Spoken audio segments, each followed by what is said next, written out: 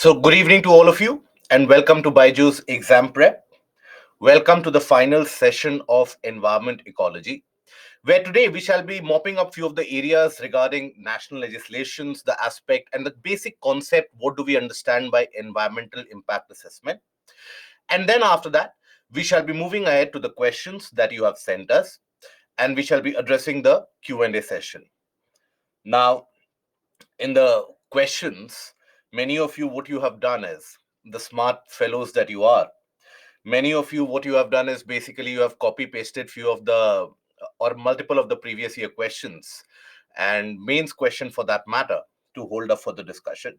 So in even in the Q&A session, what we shall try to have as an approach is that only those particular conceptual areas, see the factual portions of the PYQs, they are always associated with the portion of current affairs. So that is not always going to be relevant next year also, year after that also.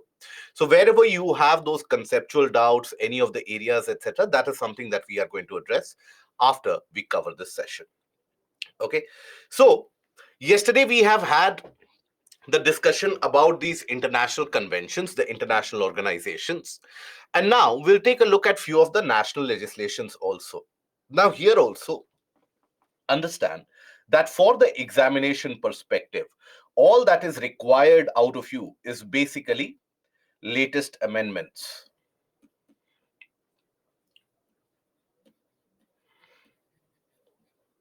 Okay. The latest amendments which come into place and those which are in news prominently, that is something that you can look into it. But other than that, please don't start looking into the depth of each and every national legislation, because again, you will be taking up a kind of a humongous task, which frankly will be of no use at the end of the year. So that is why take a look at the latest amendments. If let's suppose an amendment has come, try to understand why that amendment has come, what is the purpose behind it, and then after that, understand that UPSC will ask you a larger question associated with it. For example, there has been an amendment to the Forest Conservation Act. So there UPSC will ask you about what are the latest amendments, what can be done in order to increase the size of the forest area, etc. So you will have a generalistic question, concept-based question associated with these particular factual amendments.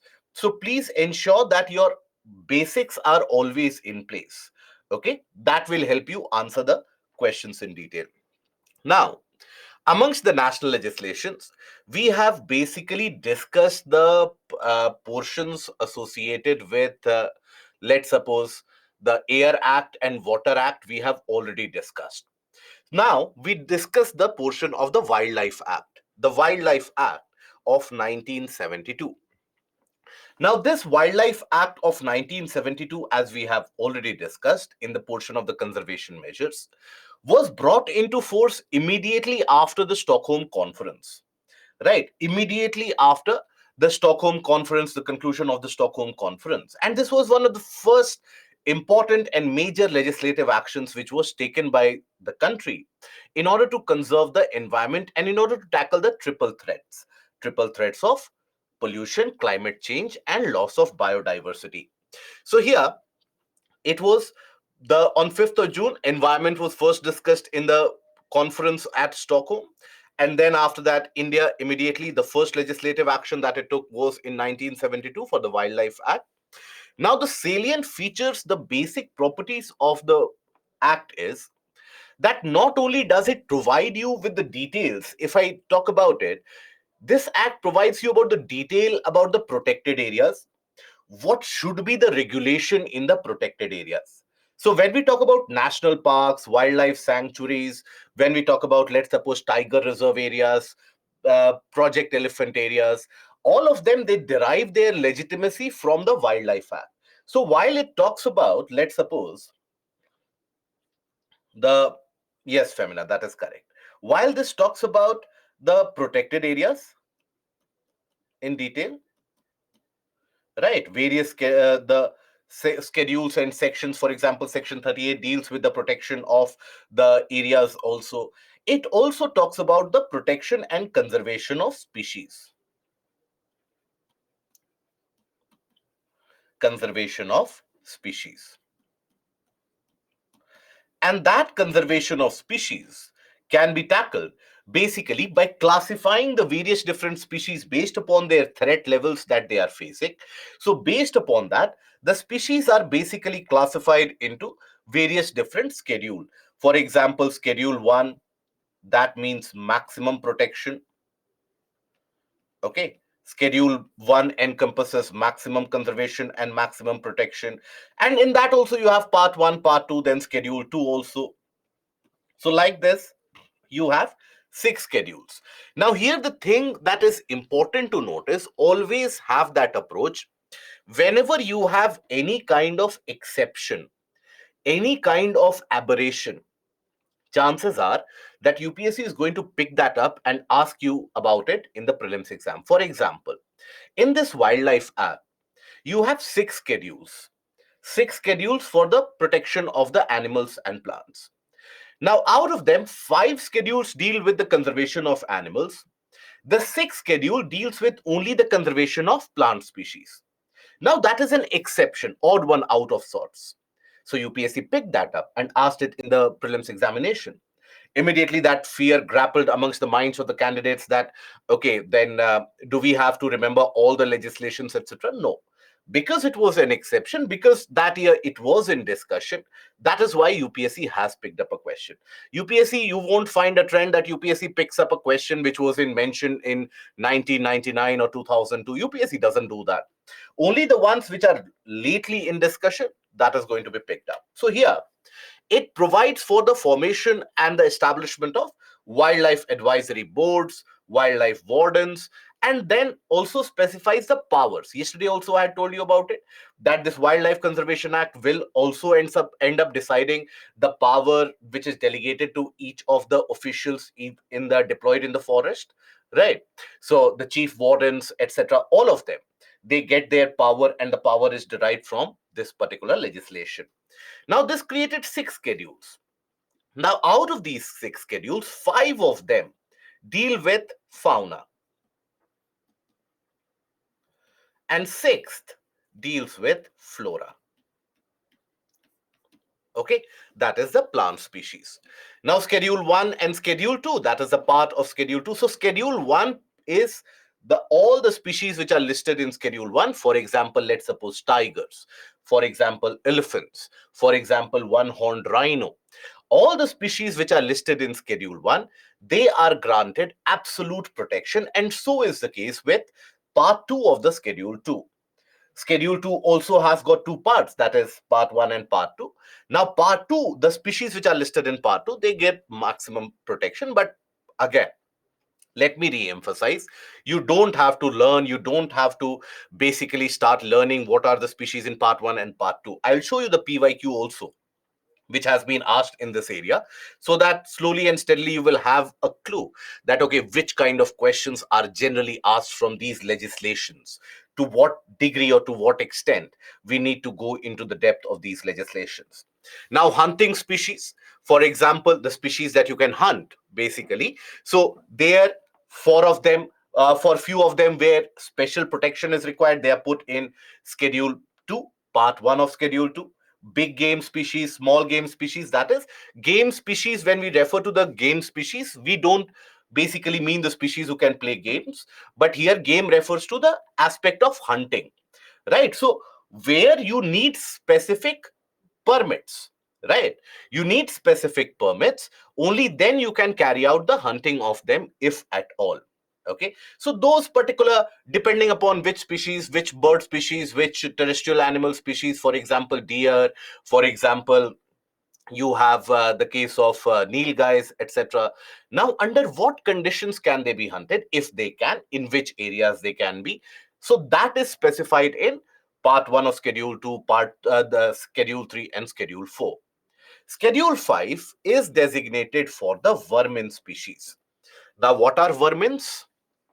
Vermins, basically, it is a designation given to those particular species who, in significant larger proportion, in very large numbers, they end up creating or causing a kind of a nuisance, right? So that is, for example, let's suppose in the case of Himachal Pradesh. Now, in Himachal Pradesh, The farmers, they face the menace from the hands of the monkeys. The monkey population in that area manages to single-handedly destroy many of the various different crops, many different fruits, etc., which grow in the orchards. So that is destroyed by these. For example, in the case of the state of Bihar, in Bihar, you have the Nilgai population, which again causes a substantial loss to the farmers. Now, in that case, can they straight away hunt those or straight away kill those? No, that is not allowed. So, what can the farmers do? So they request to the state government. The state government and the wildlife wardens and the chief conservator of forest in the state will write to the center. The center, after consultation, will then declare a species to be a vermin. And that means only for a designated period and only in a designated area, you can then go for a controlled killing of these species which are causing nuisances. Other than that, you cannot be able to hunt the species. For example, let's suppose monkeys, some kind of monkeys, they are declared as vermins in Himachal. Let's suppose. Now, does not mean that you can hunt out the monkey species anywhere and everywhere. You go to Mathura, you go to Ayodhya, you start hunting the monkeys. No, you cannot do that. You will be punished as a result of that. So, only those species which in a certain area for a certain time period they are declared as vermins, only in those areas you can carry out the controlled culling of it. So, here the act empowers the state government to send a list of wild animals to the center, requesting it to declare them verming for a selective slaughter. So after that, the center approves that, right? Center approves, and then in a selective area or the permitted area for a designated period of time,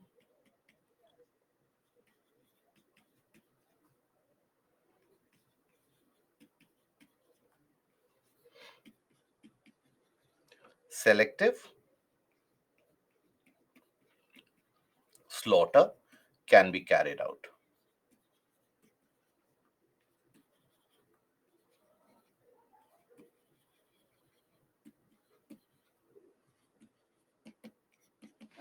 That is the case for all the species declared as vermins in Schedule 5.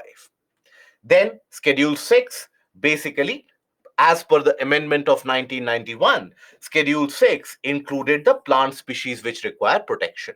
You cannot simply go ahead and cut down the various different types of exotic plants, plants which are significantly important for the biodiversity, etc. You cannot simply go ahead and start cutting them or start plucking them out. Now, the Act also provides for the setting up of national parks, wildlife sanctuaries, Central Zoo Authority. All of them, their legitimacy, their authority is derived from the Act in itself. Now, it also supported UNESCO's Man and Biosphere program. Yesterday, we studied about the biosphere reserves. So, that is also supported by it. Now, this Wildlife Act was amended last year in 2022. Now, the purpose of the amendment was very simple. Understand that when we talk about the international obligations, the international conventions, in many of them we have seen that you do need your own national laws in order to promote that kind of a conservation and protection. For example, take the case of CITES, Convention on International Trade in Endangered Species, the CITES that we have studied. Now, when we talk about CITES, now, in the case of the Convention of CITES, we do know that in order to prevent that trade from happening, illegal trade from happening, you do need to provide a kind of your own national laws to prohibit them. For example, in our case, you do have the Wildlife Act, which talks about maximum conservation, maximum protection, Schedule 1 prohibits the trade, etc. But that needs to be spruced up time and time again.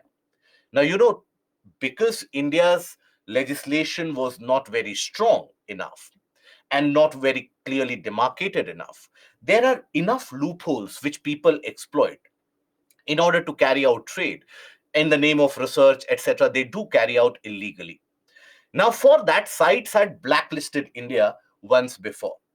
Now, in order to avoid that, 2022 was when we amended this particular Wildlife Act in order to escape that kind of banning or blacklisting by sites again. So here, protection of endangered species.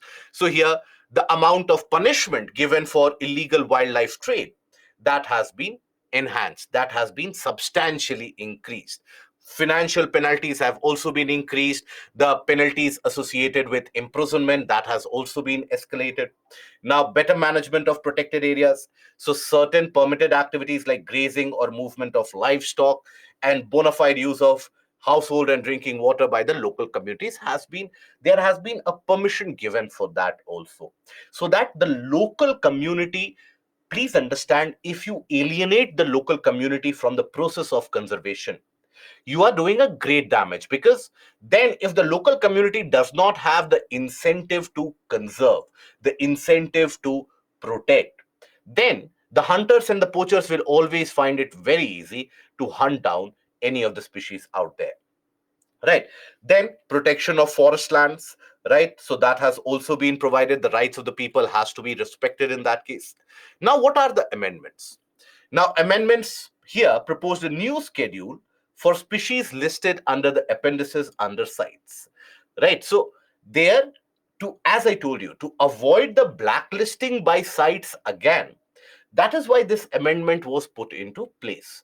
Now, that new appendix which will be created will be with regards to those particular species which are accorded the highest degree of protection under sites.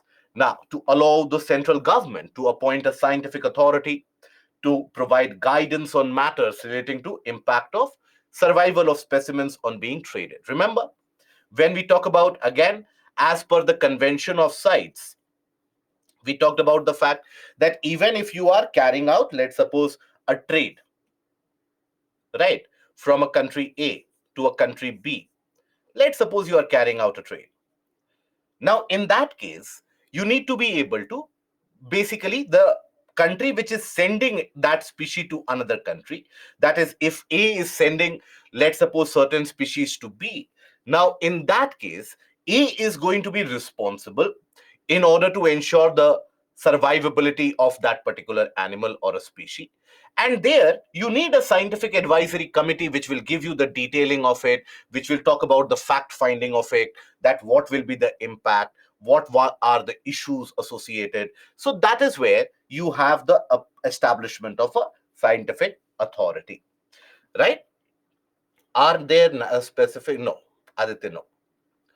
Then the bill also empowers the central government to, again, stop import, the trade, prevent a kind of a regulation for the import trade of invasive alien species. Because remember, as per the goals of CBD, we had, basically, in the conference of parties of CBD, the COP15, you had a consensus which was arrived at, where the world talked about to reduce the impact of invasive alien species by 50% by the year 2030. So that is basically, again, why this amendment has brought into place. No, biosphere reserves, they get their legitimacy from the Biodiversity Act 2002. Gaurav. It enhances the penalties, as we have talked about. So these are the few amendments which have been brought into place for the Wildlife Act. Okay, so this can be relevant for your examination, prelims examination, but that too has happened in 2022. So the chances for them being asked in 2024 mains examination automatically reduces. Then when we talk about the Forest Act, now, Forest Act here, what does that mean? So, when we talk about the Forest Act, here, Forest Act earlier was the, if you talk about the genesis of the Forest Acts. Now, Forest Acts, to some extent or the other, had been brought ever since the 1800s, 1860s onwards by the British government. And at that point of time, the purpose was very much to restrict the access of us Indians into the forest areas, so that the local community does not get an unhindered access into the forest areas, etc. So for that purpose, you had the Forest Acts of the 1800s which were passed. Now, in 1927, the Forest Act, which was passed, was primarily the entire premise of it was to control the forest resources, right? The Britishers, they were so very paranoid that maybe we local Indians, we basically start exploiting the forest resources. And they always thought that they had the first right over the resources. And that is when the objective was to manage timber and other forest resources, provided for the state government to notify any forest land as a reserved or protected forest, and all the rights in such kind of a land basically are subject to the provisions that if you have a reserved forest, entry is prohibited. If you have a reserved forest, then these kind of activities cannot be allowed. For example, mining cannot be allowed. For example, geological exploration in those areas cannot be allowed. So those were few of the details of the 1927 act. Now, this is just to tell you what was the brief basic background of that. Then Forest Act was then passed, a comprehensive Forest Act was passed in 1980. And the 1980 Forest Act, which was passed, it was enacted to prevent the large scale deforestation. It basically required the central government's approval for any diversion of forest land for non forest purposes. Okay, that did require a central government approval. Now, this act basically meant that this was used by many of the state governments in a different manner. For example, what is a land that you declare as a forest? Let's suppose you declare this land as a forest. So here many activities, economic activities will be prohibited. For example, mining, etc. That will be prohibited in the forest region. Even development of infrastructure activities will be prohibited. So what the state governments they started doing is they started basically declaring certain areas as non-forest land, right? So they started declaring certain areas as non-forest. And then in those areas, they allowed the economic processes to carry on. That is where a large scale deforestation exercise and activities were observed all across the country. Now, this matter was dragged to the doorsteps of the Supreme Court. And Supreme Court, in a landmark judgment in 1996, what is also referred to as the Godavarman case, Godavarman case, Godavarman case of 1996. So Supreme Court, as per this Godavarman case of 1996, basically issued a judgment which was in a way quite significant to conserve the environment, but in a way it imposed such a severe regulation and restriction that construction of anything, even if let's suppose you want to basically build a water supply source in any of the habitations in the forest, you cannot do that because you'll need to cut trees, etc. So what is it that Supreme Court said?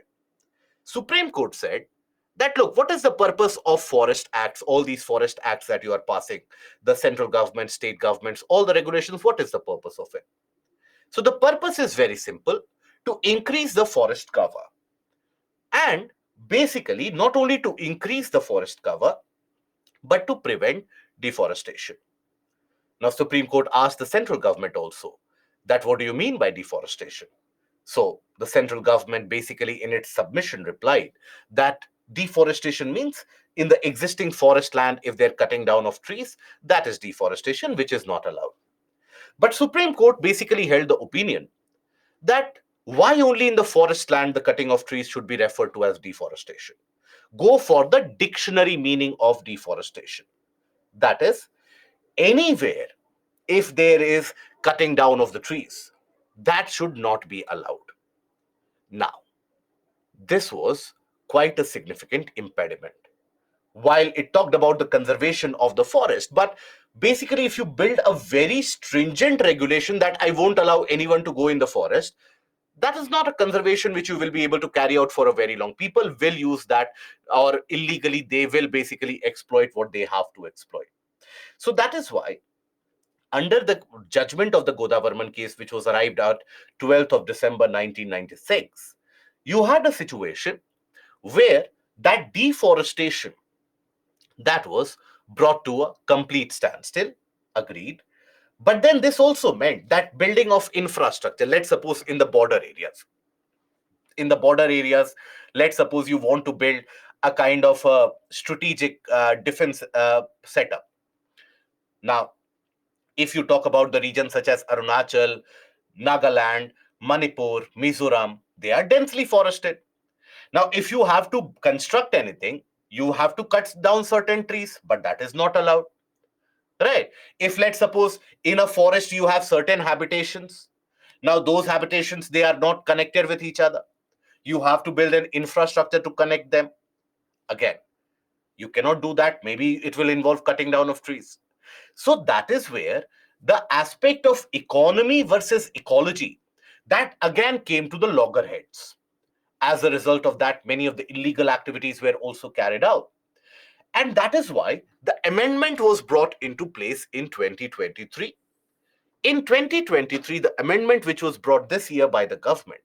Now, before any amendment is brought to the parliament, before any act, any bill is brought to the doorsteps of the parliament, that bill or that particular amendment consists a mission to or the purpose of it, the objective that has to be achieved, etc. Now, the objective which was stated as per this amendment was that we have to increase the forest cover of the country. We have to increase the forest cover of the country to ensure that there is a substantial amount of increase in green cover. And India in 1998 had declared a forest policy, national forest policy. Now, as per that national forest policy of 1988, India had declared a kind of an aim that we are going to bring 33% of geographical area of the land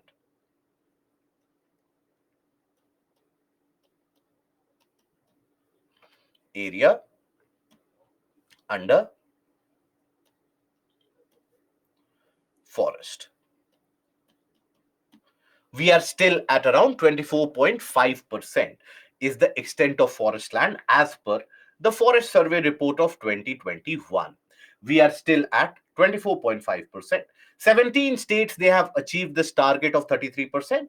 Rest of them, they have not. So that is why when this was brought about, the government said that its slated or its stated objective is that we have to increase the forest cover. At the same time, we have to ensure development. We have to ensure that India's preparedness at the border doesn't take a hit. So these were the various issues that basically were given as the slated objectives. Having said that, if you take a look at the amendments brought into the place, it provides for substantial amount of loopholes which can be exploited in order to divert the forest land. For example, here these include, now this basically amendment said that the Forest Act will be applicable only to certain type of land. It won't be applicable to all the land, all the forest land. It will be applicable only to certain type of land. So which type of land? So land notified as a forest either under the Forest Act of 1927 or in government records after 1980 Act came into place. The act will not be applicable. The act will not be applicable to the land converted for non-forest use before December 12, 1996. This is the date of the Godavarman judgment. Godavarman judgment. Now, what this basically is, the implication of it is that, look, from 1980 up till 1996 or before that also, due to the various different processes of the state government, many of these non-forest lands or forest lands have been diverted into non-forest lands. Their mining processes, etc., have been carried out for decades now. Now you cannot bring them and drag those companies to court that, look, you are carrying out deforestation in a designated forest land. Okay, now you cannot drag them to the court. Now those land are exempt from it now, which have been diverted before. After that, all the land basically which is notified as a forest would be covered under the Forest Act. The regulations of the Forest Act, the restrictions placed by the Forest Act, they will be placed under regulation, but not the land which was diverted before the Godavarman judgment. Now, exempt certain type of land from the purview of the act. Which type of land? So basically, from 100 kilometers of the Indian border, where you have certain, let's suppose, construction activities required for national security projects, small roadside amenities, and also public roads leading to habitations. Now, for these, you have an exemption which is provided. Now, the argument on the side of the government is that, look, for example, if we need to construct a border installation, or if we are planning to construct, the government, as you must be aware, is in the way of or is in the process of constructing 1,000-kilometer long frontier highway across the northeastern region, around the region of Arunachal, in order to bolster our defense preparedness. Right? The government is in process of implementing that. Now, that if it comes and falls within 100-kilometer of the border areas, you cannot expect that the defense requirements or the strategic requirements of the country, they are put to the question, and you only allow that the trees should not be cut in that area.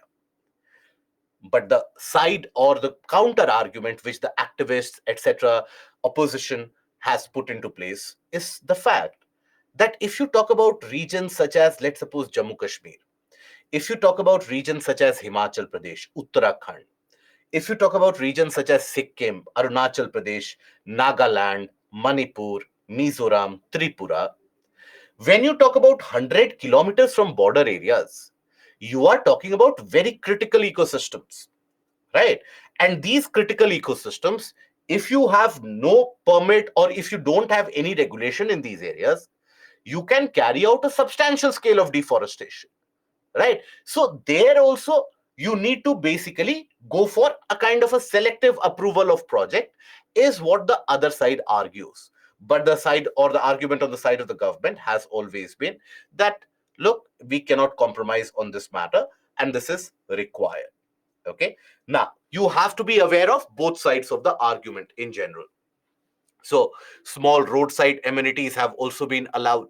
This is for public convenience. Habitation, small roads connecting the habitations, right? So, that is also a kind of a public amenity. So, for this also, if you, let's say, the counter argument is if you start providing exemptions for this, you might end up providing exemptions for a large scale or a large number of projects, which again will defy the purpose of having a forest act at all. The state governments require prior approval of the central government to assign any forest land to a private entity. Now, this was not the case earlier.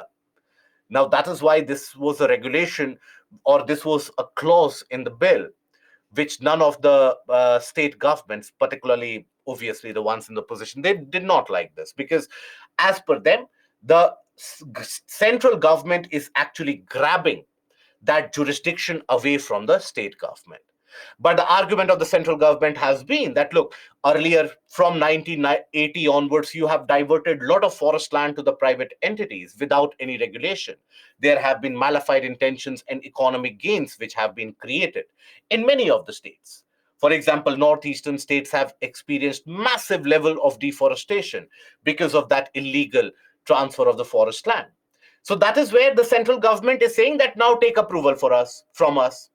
But then the state governments also, they are right, a bit correct in that you cannot centralize this power to yourself. You need to give this power to us also. Okay. Now, another point which was in contention, that some activities that can be carried out in forest, such as establishing checkpost, fencing, and bridges, they are allowed. It allows for running of zoos, safaris, and ecotourism facilities. That can be allowed. Now, here also the counter argument is that in the region of a forest, why do you need a zoo? In a region of a forest, what is the purpose of a zoo? And then, if you start constructing zoos there, you will have to create amenities, infrastructure to connect that zoo, isn't it? That means large scale deforestation. That means population pressure on the forest land, right? So that has been the counter argument. But the argument which has been posed by the government has been that, look, we cannot keep the forest of the country unless we cannot preserve the forest unless you have massive level of awareness. And when will you develop an awareness? When you will have the situation where people frequently end up having, let's suppose they go to the forest, you encourage people to go to the forest. And that can be promoted with the help of ecotourism facilities, that can be promoted with the help of, let's say, safaris, etc. And there, government is keen on exploiting the ecotourism potential of areas such as Andaman Nicobar, of areas such as even Jammu Kashmir, Himachal Pradesh. But then also that is fraught with a lot of risk of environmental degradation and damage which can be created. Okay. So that is basically, these are the basic amendments of 2023. And I have provided you with the arguments and the counter arguments. So if, let's suppose, a question comes for critically analyze the amendments of 2020 Forest Act 2023 or Forest Amendment 2023, ideally, you should be providing what is the logic behind these arguments, and also what are the challenges going ahead into the future that the government will face. So for that, you will have to highlight that, okay, in these areas there can be a diversion, there is a loophole where, let's suppose, 100 kilometer from border, if you're talking about a very large area. Himachal shares its border on both sides, so you're talking about a very large area. Maharashtra Konkan coast, if you're talking about 100 kilometers from the border, you are talking about very critical ecosystem, right? Manipur, Nagaland, Tripura, Mizoram, 100 kilometers from the border, you're talking about a very large area. So you cannot have that kind of a sweeping approach. You need to have a selective approach in that case. Okay, so that critical analysis type of a question you need to be prepared for. Okay. No, forest cover and green cover is not the same. Are we aware about what is defined as a forest cover? We have covered it in the geography class. Are we aware about this? What is regarded as a forest cover? So, in case you have a tree, let's suppose, a region with a trees, canopy density of greater than 10%, right? So, in any area greater than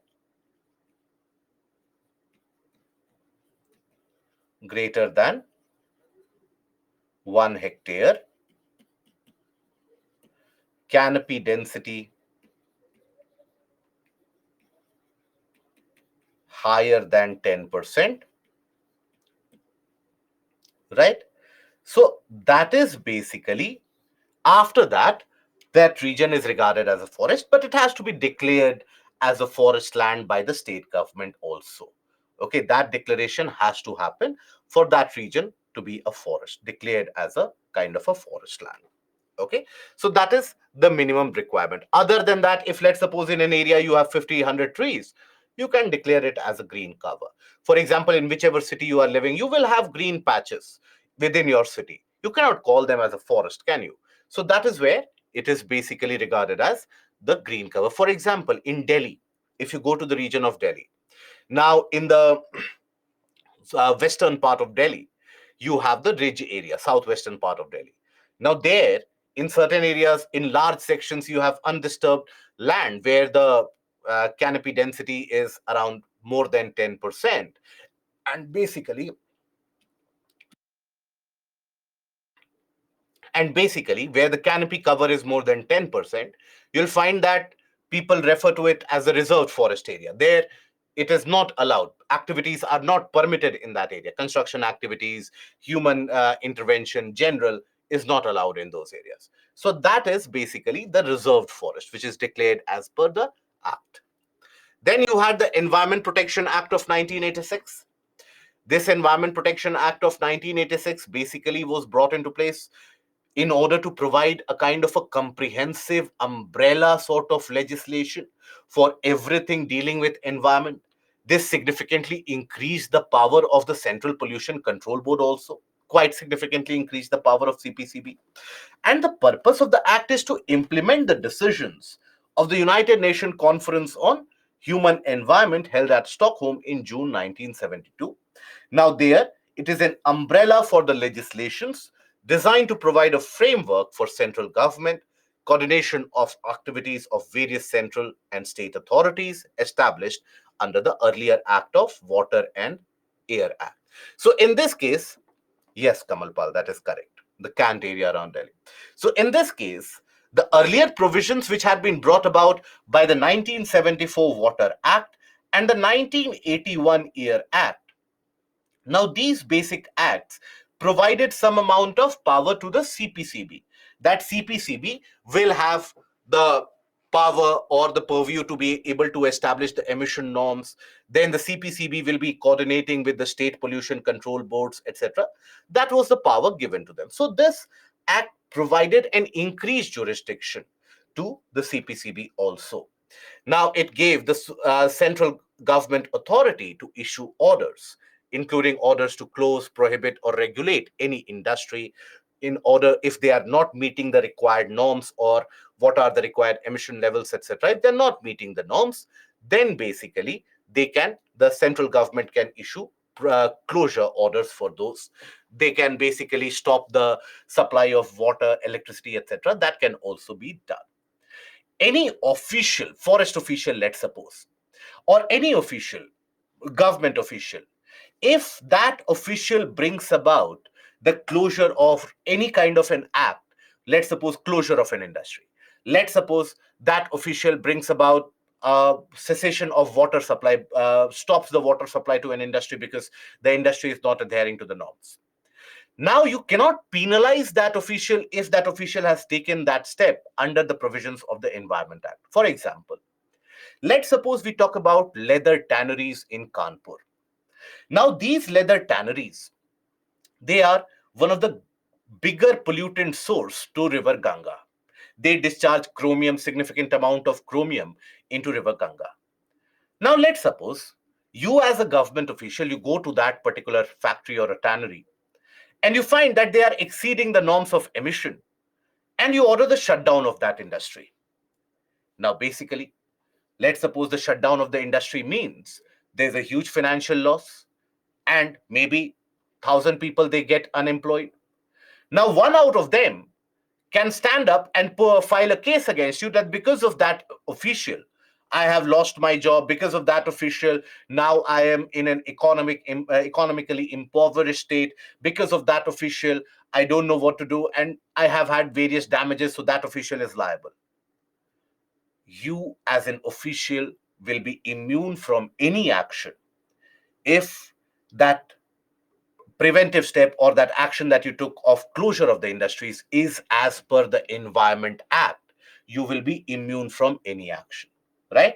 So the act grants immunity to the officers of the government for any of the act done under the provisions of Environment Act 1986 or under the powers vested in them or functions assigned to them under this Environment Act of 1986. They are immune from it. They have a kind of an immunity so that they can carry out their work in an impartial manner. Okay, so that they can carry out their functioning in an impartial manner. Now, then we had the Biodiversity Act 2002, which was passed. Now, this Biodiversity Act basically was passed in order to adhere to the norms of CBD, Convention on Biological Diversity. Now, if you take a look at it, what were the objectives of CBD? CBD had three objectives, if you remember. So, first was conservation of biodiversity, conservation of biodiversity. What was the other objective? Sustainable use of biodiversity, including the LMOs and the development done by the biotechnology to provide a kind of a biosafety, sustainable use of components of biodiversity,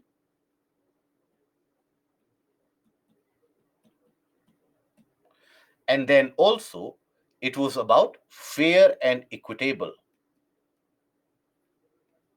Very good. Sharing of benefits.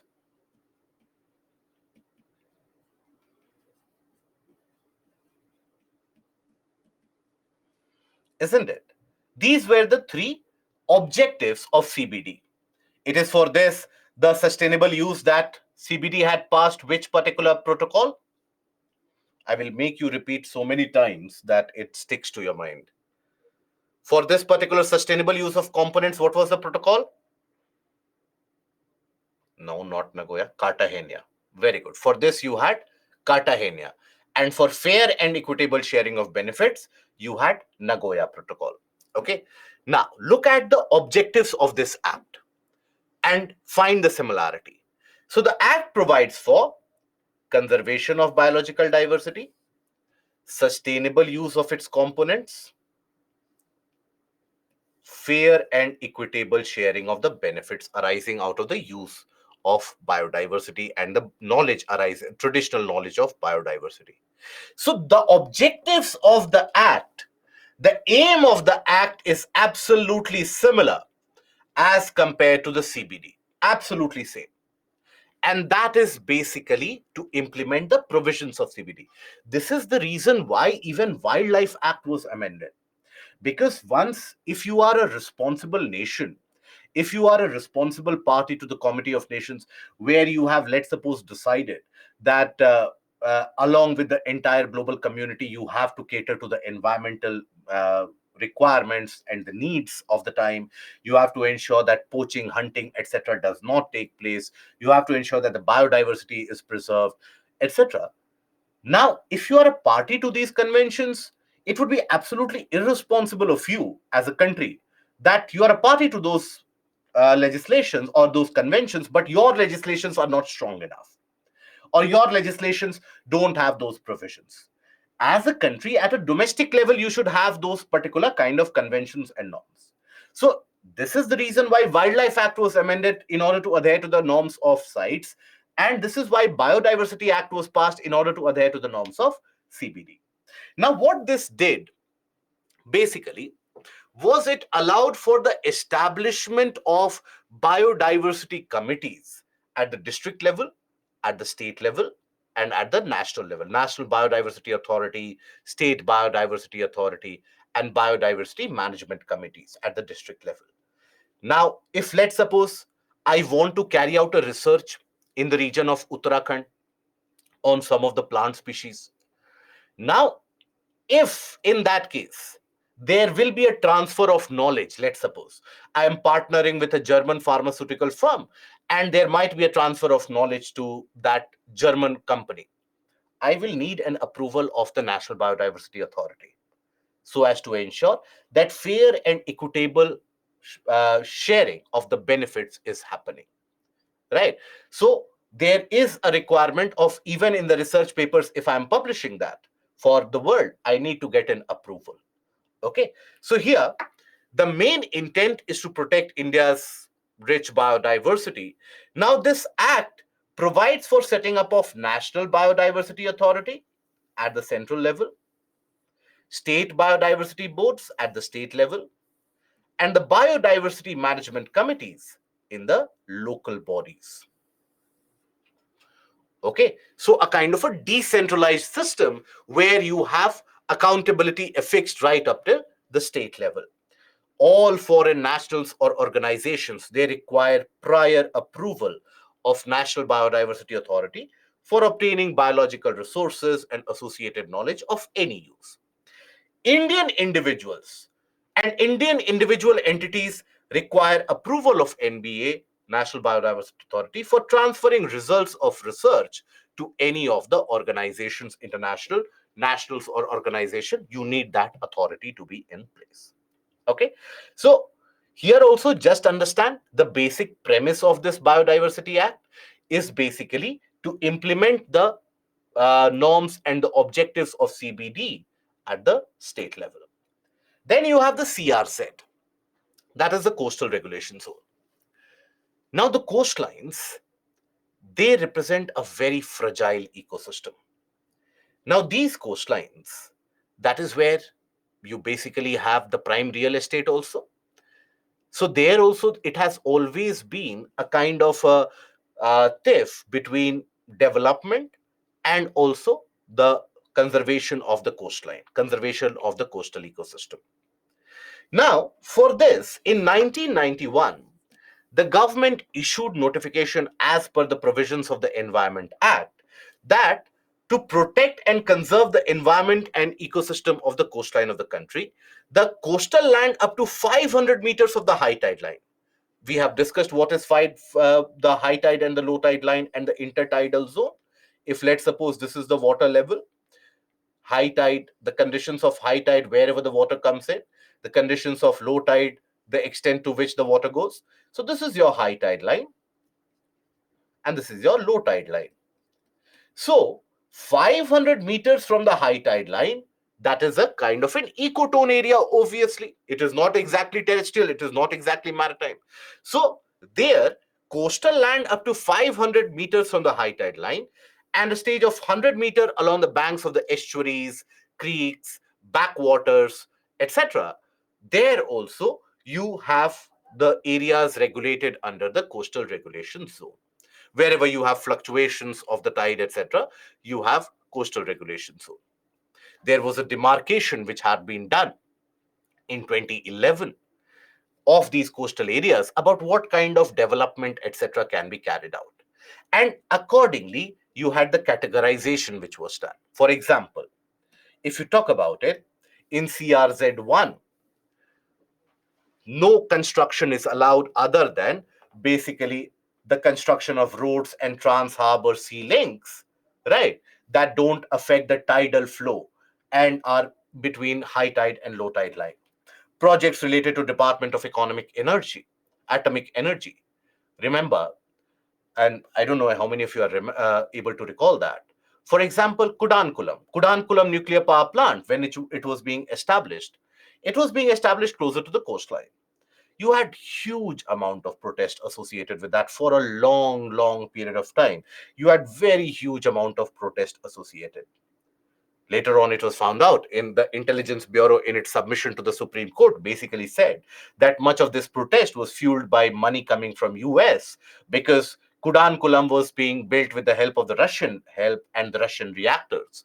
And the US companies wanted that should stop and India should use US reactors. So oftentimes there is a lot of, in these various different kinds of massive blockages, there are oftentimes various different forces behind the scenes acting also.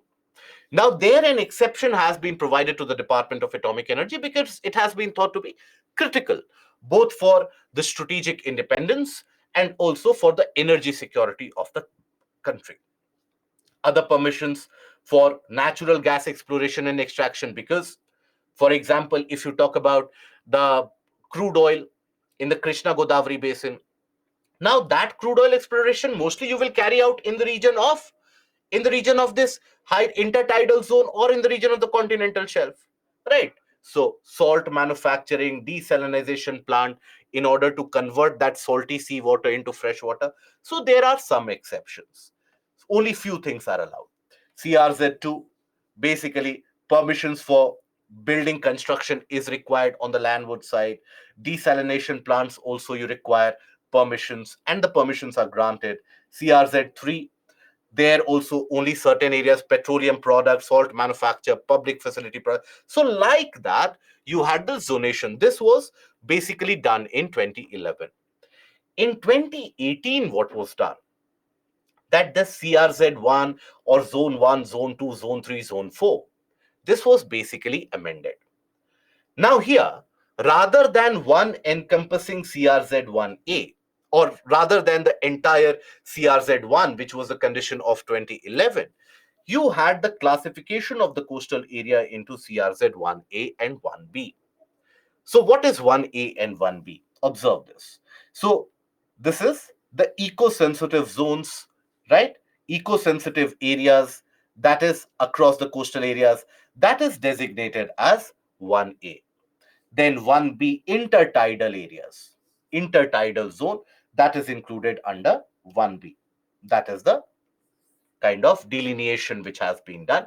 Here also massive restrictions have been put into picture. Now, then CRZ2, remains as is the case with the 2011 notification. This is the region of CRZ2. So areas which have been developed up to or close to the shore. For example, if you go to Chennai, if you go to Kolkata, if you go to Mumbai, if you go to Vishakhapatnam, if you go to Goa, now it is the case that in many of the areas closer to the coastline, you have the presence of some human habitations, right? Some habitations, some settlements are there. So that is included in that CRZ2, areas which have been developed close to the shore. So here also prohibitions, they remain. For example, what are the prohibitions? That permissions will be granted only in certain case for certain infrastructure construction activities, desalination plants, etc. Then CRZ3, which was the populated area across the coastline, that has again been divided into CRZ3A and 3B. Why this was done was, basically it was found out that because of the coastal regulation zones, it has become impossible for development of infrastructure in the public settled areas, right? Those of you living in the coastal towns, you would basically adhere to the fact that not much development of sewage treatment plants, etc., has happened in the coastal towns for some time. And the reason behind that is that they lie under the provisions of the CRZ, where construction activities are not allowed. Now, here there has been a declassification, a kind of a classification, subclassification into CRZ3A, CRZ3B. So, CRZ3 areas where the population density is less than 2161 people per square kilometer as per the 2011 census, they have been put under 3A. And where the density, or rather in this case, the density is more than 2161, population density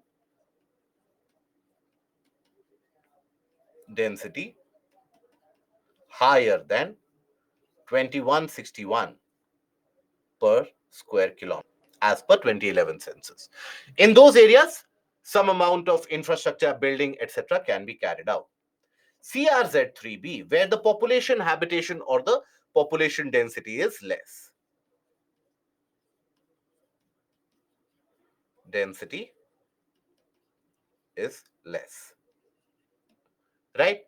CRZ4, which under the 2011 notifications included the areas of the water body. So here, this was the CRZ4 as per 2011 regulations, where no construction was allowed, only traditional fishing mechanisms, etc., were allowed. Now, that remains, but there has been a classification, further subclassification as well. CRZ4A, 12 nautical miles from the LTL, that is the low tide line. LTL represents the low tide line, HTL the high tide line. So 12 nautical miles from the low tide line, that is 4A. Traditional fishing is allowed, not much of a construction, no construction is allowed in this particular scenario. So that is CRZ 4A. But let's suppose there is a backwater. Let's suppose there is a kind of an estuary. Let's suppose there is a kind of a swamp or a marsh there.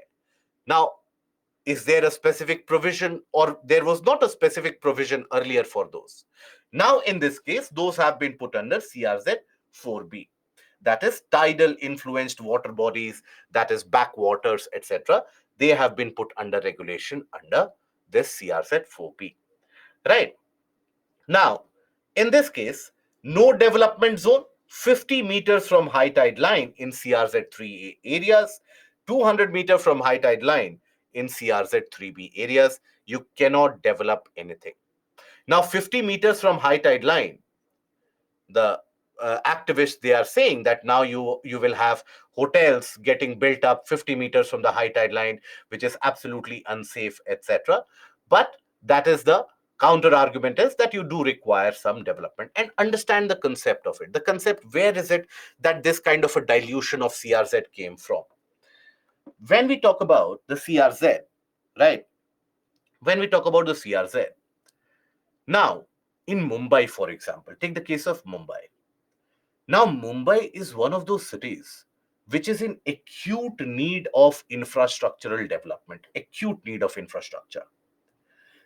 Public infrastructure in Mumbai is something which was designed for decades back, long time back. The public infrastructure as of now in Mumbai, if you look at it, including all the highways, including all the now that does not allow mobility of people from one region to another. As a result of that, there has been a huge disparity in settlement. And many of the areas, for example, the Thane Creek, in those areas, no development has happened for a very, very long period of time. So Mumbai is one of those cities which is crumbling under the pressure of the population without any infrastructure. Long traffic jams, etc., have been a norm. Now, Mumbai is a coastal area. You cannot develop anything because you will be violating the CRZ norms. So it is because of that that whenever the coastal road project, the coastal highway project of Mumbai, whenever that was mooted, many of the metro rail projects, whenever it was floated forward, immediately the courts were able to shut it down due to a litigation, or people would be able to drag the uh, BMC to the court, municipal corporation to the court, that you are violating the CRZ norms. As a result of that, many of these developmental projects could not simply take off. And Mumbai requires that development. You cannot have a city designed in 1900 as per the requirements of 1900s, that this is a good city. If because I am living here for 60 years, that point of time it was very nice. Fair enough. At that point of time, you did not have that much population. The population in Mumbai growing at a rate that it is, and you cannot prevent people from coming into that city, can you? A person from Delhi, if let's suppose their job gets transferred to Mumbai, you cannot prevent them from coming, that no, this will add to the population of Mumbai. You cannot do that. But for that, you do need that infrastructure to support them. You need people to be able to commute from one area to another, so that people can live at far off places and get to work in a short span of time. And that means the affordability of that place will also happen. So that is why you had this entire concept which brought about some amount of dilution. Now, the side effect of it is, ever since this has been declared, there has been many of the loopholes which are being exploited at the local level, many of the loopholes which are being talked about at the local level in the coastline, 7,000-kilometer long coastline of the country. And that means a threat to the coastal ecosystem, the mangrove ecosystem, etc. They can get threatened. Now, as per the new CRZ norms of 2018, only such projects or activities which are located in CRZ1 and CRZ4, that is, area covered between the LTL and 12 nautical miles seaward, will be required to be declared by Ministry of Environment, Forest and Climate Change. For CRZ2 in urban areas and CRZ3 in rural areas, that clearance will be provided at the state level itself by the Coastal Zone Management Authority. Now, temporary tourism facilities such as shacks, right? In the coastlines, you have shacks, toilet blocks, change rooms, drinking water facilities have now been permitted. Earlier, even these were not allowed. So think about it. If you don't have these basic amenities, there can be a lot of untoward incident of pollution, etc., being caused, and people won't visit that area. People won't visit. You won't go with your family to an area where you don't have any changing rooms for a very long distance. You don't have any drinking water facilities. You will generally find backpackers going there, and the amount of pollution to the sea will be there. So that is why these need to be constructed. Such temporary tourism facilities are also now permitted in the no development zone of CRZ3 areas as per the notification. However, it has to be at a distance of 10 meters minimum from the high tide line, depending upon the region, etc. So this is to improve the facilities of tourism, to improve the benefits to the local population, and also to improve the public amenities that you provide in the coastal area. What is the benefit of high tide line? Chandrasekhar, it is a question that you have asked is, what is the benefit of sea level? Tell me the benefit of sea level. What do you think is the benefit of a sea level? Will the sea level have any benefit? No. What is the benefit of atmospheric pressure? Is there benefit of atmospheric pressure? No. So when we say high tide line is basically the level up till which the water will come during the high tides. Low tide line is the level to which the water will come during the low tides. This is a natural phenomena. Every coastline will have a high tide line. Every coastline will have a low tide line. In between these areas, you find a kind of a marshland, mangroves in many of the regions. You will find critical ecosystems in that area thriving in that region. Many of the amphibians, etc., they will go into these areas to lay their eggs. The young ones will hatch. So that is why it is always considered to be a kind of a no development zone. That is the benefit of it. Okay. As can be seen in the case of China, there they constructed roads and streets atop buildings and then further infrastructure upon these roads and streets. Could this be implemented to use? China has done this in few of the areas. That is true, but you cannot implement such things in India, for example, because in India now you will have. First of all, you cannot displace the population even if you want construction of a highway, etc. There also displacement of population is fraught with risk. So that implementing that on a scale that China has done, only China can do. Even US cannot do that. Even Europe cannot do that. Basically, it is the aspect of what you impose upon the citizens. You impose upon the citizens that no, in the region of China can do that. China can say that okay, Kanpur is a polluting area for Ganga. I will shut down all the industries, all the people from that region. If let's suppose Varanasi is the clustered habitation, do one thing. I will bulldoze all the regions. I will take every people out of there. I will settle you 100 kilometers down from Varanasi, and I will build tall skyscrapers there. You will have to live there. People do that in China. Try doing that in India. Look at the consequence. You cannot do that, and that should not be done. You cannot impose that on the citizens. That is why it is very, very impractical in India. Now, a couple of initiatives that the government launched this last month. Before the conference of parties was being held, the government declared a couple of initiatives in order to improve the environmental adherences and the environmental friendly conditions. That is, Green Credit Program and the EcoMark scheme. So when we talk about the Green Credit Program, it basically focuses on two activities. That is basically water conservation and afforestation. Right? Water conservation and afforestation. Now, the Green Credit Program again a credit program, market-based mechanism to incentivize voluntary environment actions across diverse sectors by stakeholders like individuals, communities, private industries, and companies. All of that is a part of Green Credit Program, right? So individuals also think about it. So individuals, basically communities, a group of people, private sector, all of them, they can now earn credit if they carry out a designated area in a designated area or a designated process of conservation and deforestation. You can earn credit which you can sell to whosoever requires that credit, whosoever has that target. Let's suppose a company has got a target that you have to carry out afforestation or reforestation for 10 square kilometer. Let's suppose you have a particular company, a startup, which is specializing in that. You have carried out afforestation or reforestation for 100 square kilometer, and you have been given 100 credits for that. So you can sell that 10 credits to them, right?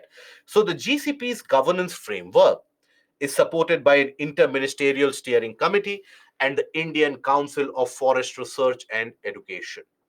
Now, Indian Council of Forest Research and Education, that serves as the administrator for the Green Credit Program, that is relevant for your prelims, responsible for the implementation, monitoring, management, and the operation of this program.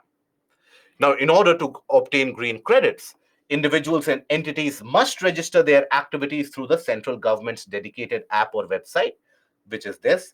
And the administrator, then, which is the administrator? This is the administrator, Indian Council of Forest Research and Education. The administrator will verify the activity through a designated agency that it will pick with self-verification for a very small size project. Once verification is complete, administrator will grant a green credit certificate which will be tradable at a green credit platform. So that is basically your green credit program, relevant for your prelims, very relevant for your prelims.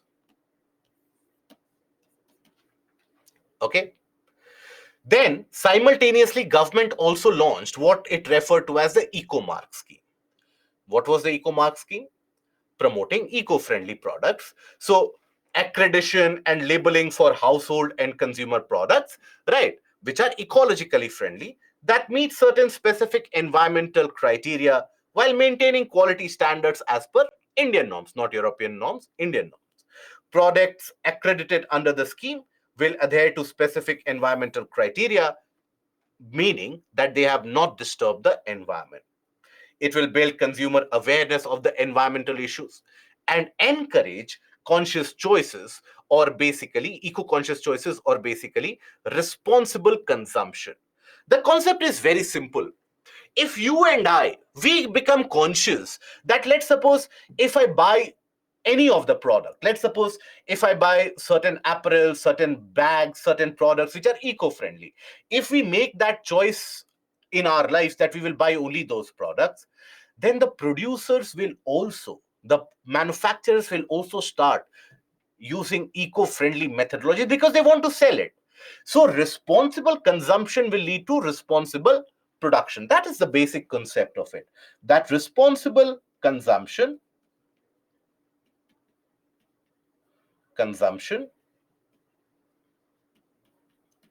will lead to responsible production.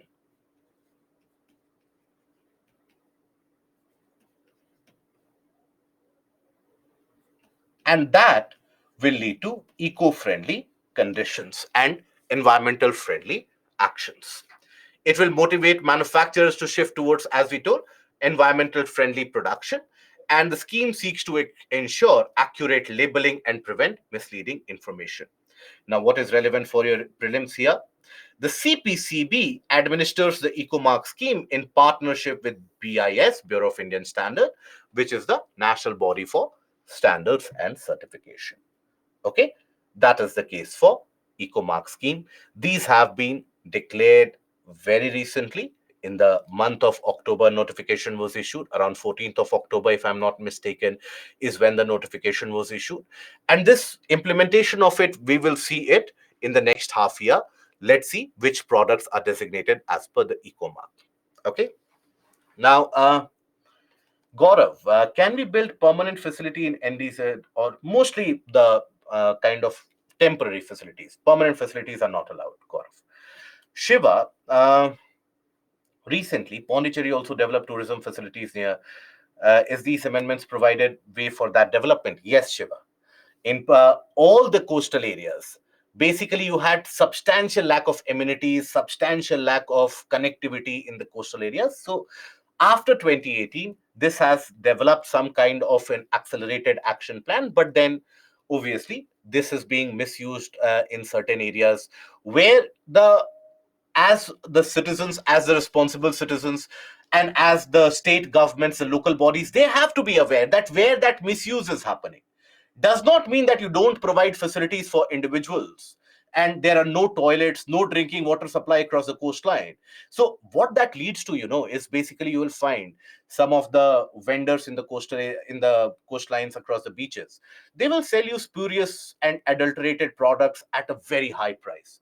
You don't have drinking water supply there, so they will give you a packaged drinking water which is again doubtful in terms of how clean it is. They will sell you at 50, 100 rupees. Now that is again what you are doing. You are basically promoting a kind of a activity, or you are promoting a kind of a process where people will start disposing of plastic waste in the coastline. So provide the basic facilities to the people and pollution will automatically be taken care of. Then Tanmay, if we observe major developed cities across the world like Tokyo, New York, Los Angeles, Mexico, etc., are on the coastline, yes. Then why can't Mumbai be as developed as them? Why only Mumbai have to follow the? That is basically the thing that, see, understand. Mumbai is Mumbai. You can have lot of similarities drawn from New York, not so much as Tokyo and other areas, not even Shanghai, but you can draw similarities from New York. Why? Because just like New York, Mumbai also has a lot of marshlands. I hope you are aware that Mumbai basically was a group of 7 islands, right? And it was not connected to the mainland. It was basically deposition and eventual reclamation of land.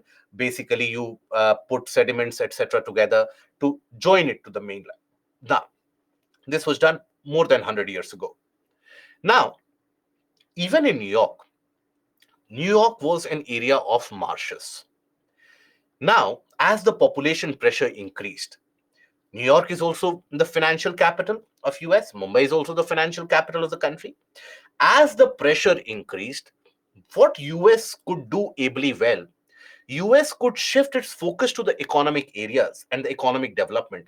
Tall skyscrapers started coming in, and as soon as they realized that New York is getting too much clustered, population pressure is choking down the city. Even now, if you go to New York, basically you will come across the scenarios of from the sewers, gas getting released, that foul, pungent smell on the streets will be common.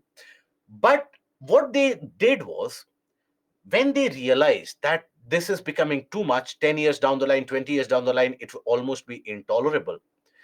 Now they started reclaiming that marshland, some area of that marshland. They deposited sediment into that, and then they started constructing buildings there. That is the region that today we refer to as the Manhattan area of New York, basically where you have all the Fifth Ave and the various important business district of New York is in Manhattan. Now, what that did, it lowered the pressure in New York. You have 5 boroughs in New York: Queens, Brooklyn, etc. So it lowered the pressure on New York. In Mumbai, the problem has been that, in general, all of us, we are not very prone to change. We like status quo, right? We don't want difficulties in life, but we want life as it is. But life will never stay as it is. More population will come. Even in Mumbai, population will increase.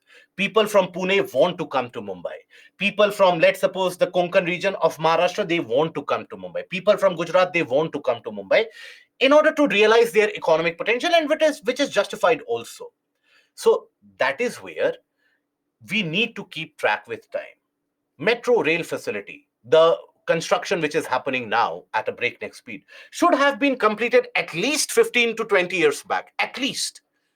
In New York, the subway system is more than 100 years old almost. So think about it. In Mumbai, what is the public transportation facility? The metro, the local trains where on a daily basis you have at least 9 to 10 deaths happening on a daily basis on those local trains, because it is so overcrowded, people simply fall down on the track, they get trampled and crushed to death.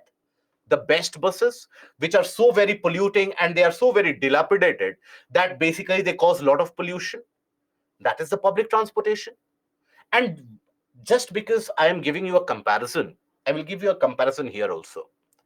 In the region of New York, when we talk about this public infrastructure of roads, highways, tram, or the rail lines, etc., it covers around 22% of the area of the city. 22%. Now, in Mumbai, around a decade back, that record, around a decade and a half back, that was close to 7%. Now, why is that relevant? That 22% of the area of that urban sphere is covered by roads, highways, etc. In Mumbai, you have only 7%. Because all the sewers, drainage system, right? The drainage pipings, etc., all the public amenities that you provide, they go underneath these highway networks. They go underneath the public road systems. So greater the area that you have under these public road and transportation system, more will be your amenities that you are providing. For example, from 2006, now you would have all come across that horrendous scenario. At least now you would have seen those in multiple documentaries and TV series, where Mumbai continued to get flooded every year. Recently, you had year before last year, you had a horrific case. Last year, in fact, you had a horrific case where a very well-renowned doctor in Mumbai, basically, the entire roads were flooded. Now the manholes were in the rainy season, they are opened up and everything is flooded. That poor chap, he fell into a manhole, and was found 8 kilometers down somewhere else. So that is where basically Mumbai needs to keep track with it. And see, whenever there has, for example, even when Delhi Metro was being developed, many of you would be so very young to not recall any political discourse at that point of time. The amount of public opposition or the amount of opposition which was given to the Delhi Metro was humongous.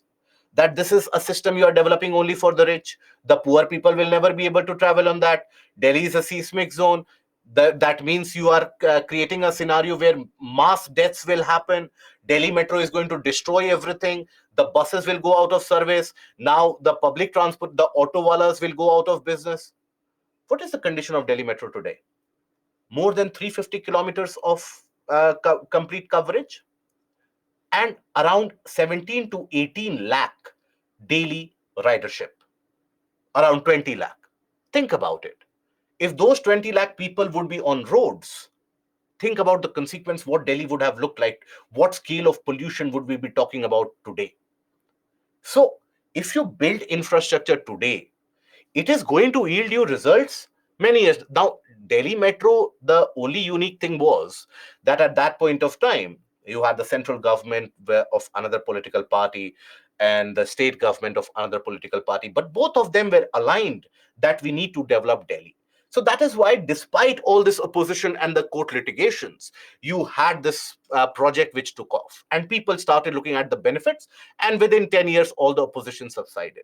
In the case of Mumbai, sadly, that political consensus is not being arrived at. You still have the municipal corporation being dragged to the court on every weekly basis of sorts. So that is one of the kind of impediment, right? Now, then after that, Shargun, yes, that is a correct approach. But Shargun, as I would suggest, as Vaishna, I would suggest to you also that look, when you are analyzing the mains previous year question or the prelims previous year question, the portions of current affairs, which were, let's suppose, in news in 2019, has been asked in 2020. Don't judge your awareness on those particular topics, right? The questions of current affairs which are in news today, that will be relevant for you, not the questions of current affairs which were relevant in 2019, 2015, etc., 2012.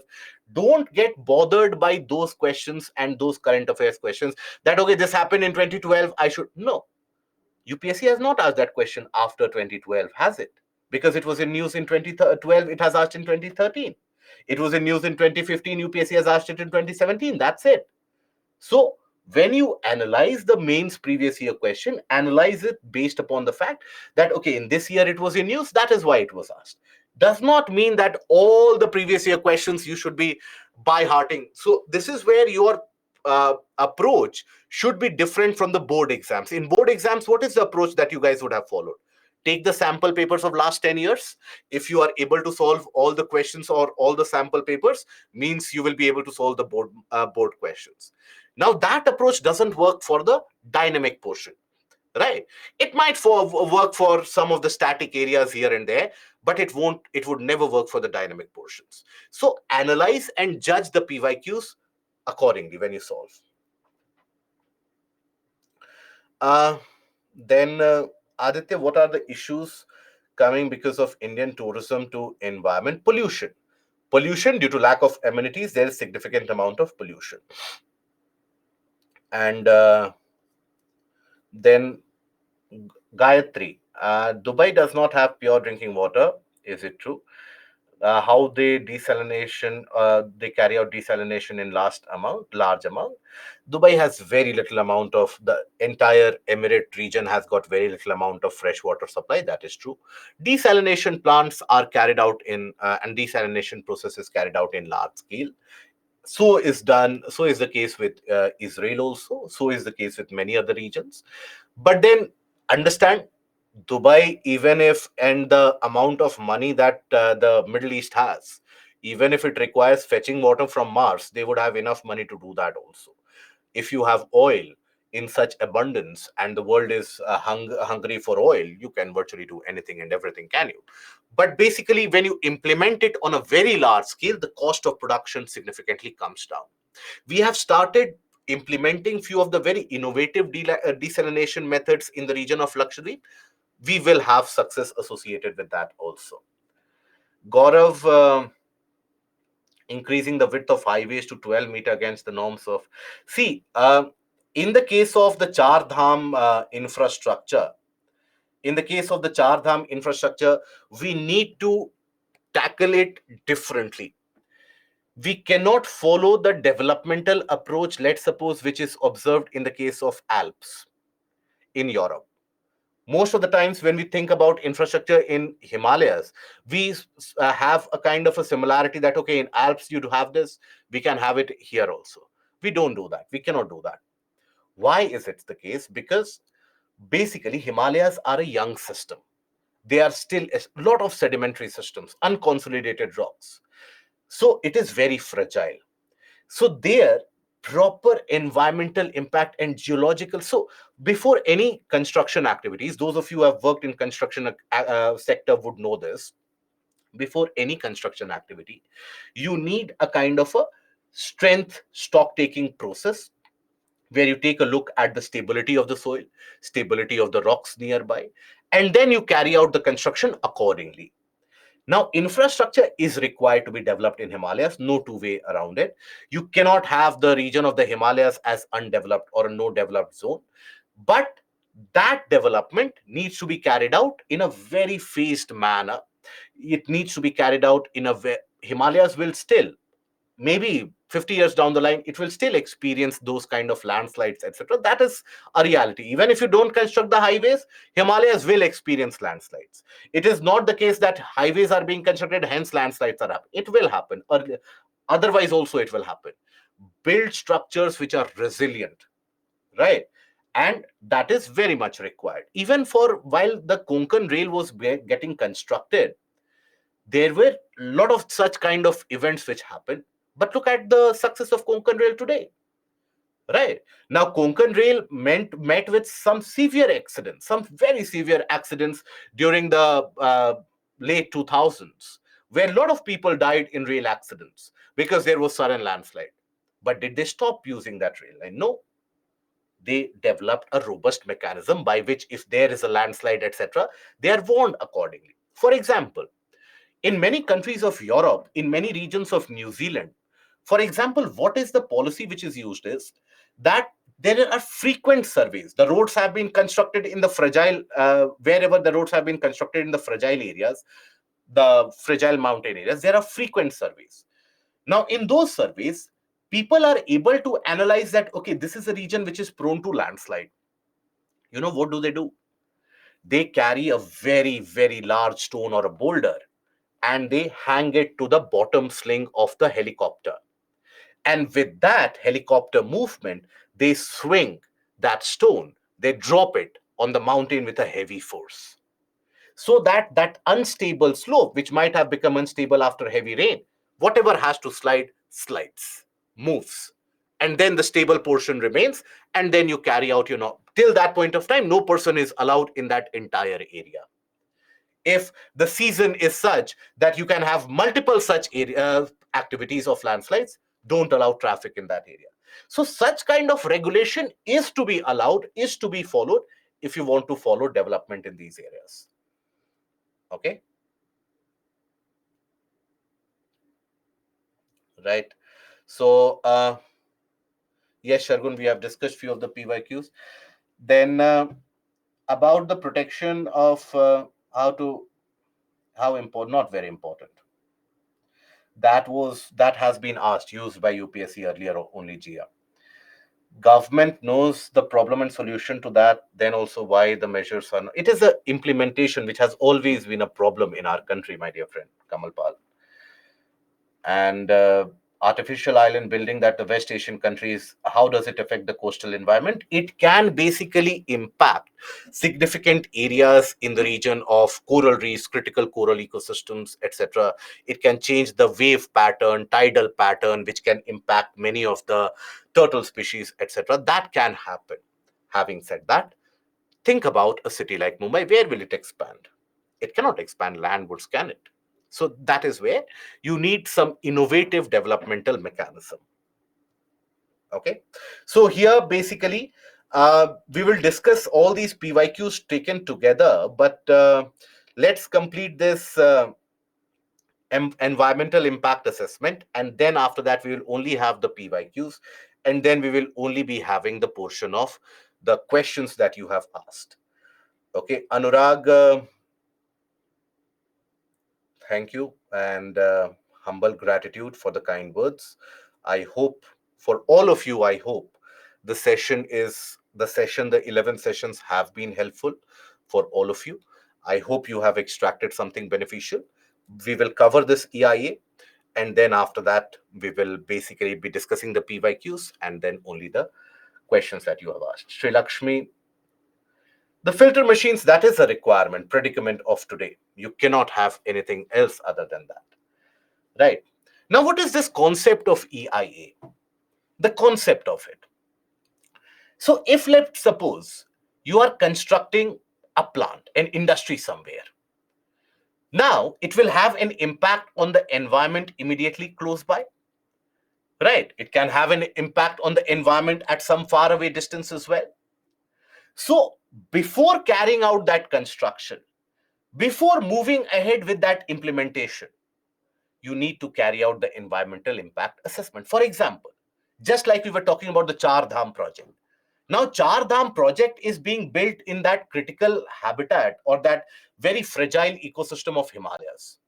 You need to carry out a very detailed EIA, that what will be the impact 5 years down the line, what can be the impact immediately, what will be the impact on biodiversity, what will be the impact in terms of the drainage pattern, what will be the impact in terms of underground recharge of aquifers. So all those details you have to cater to, you have to ensure that they are in place, and then carry ahead with the process of construction.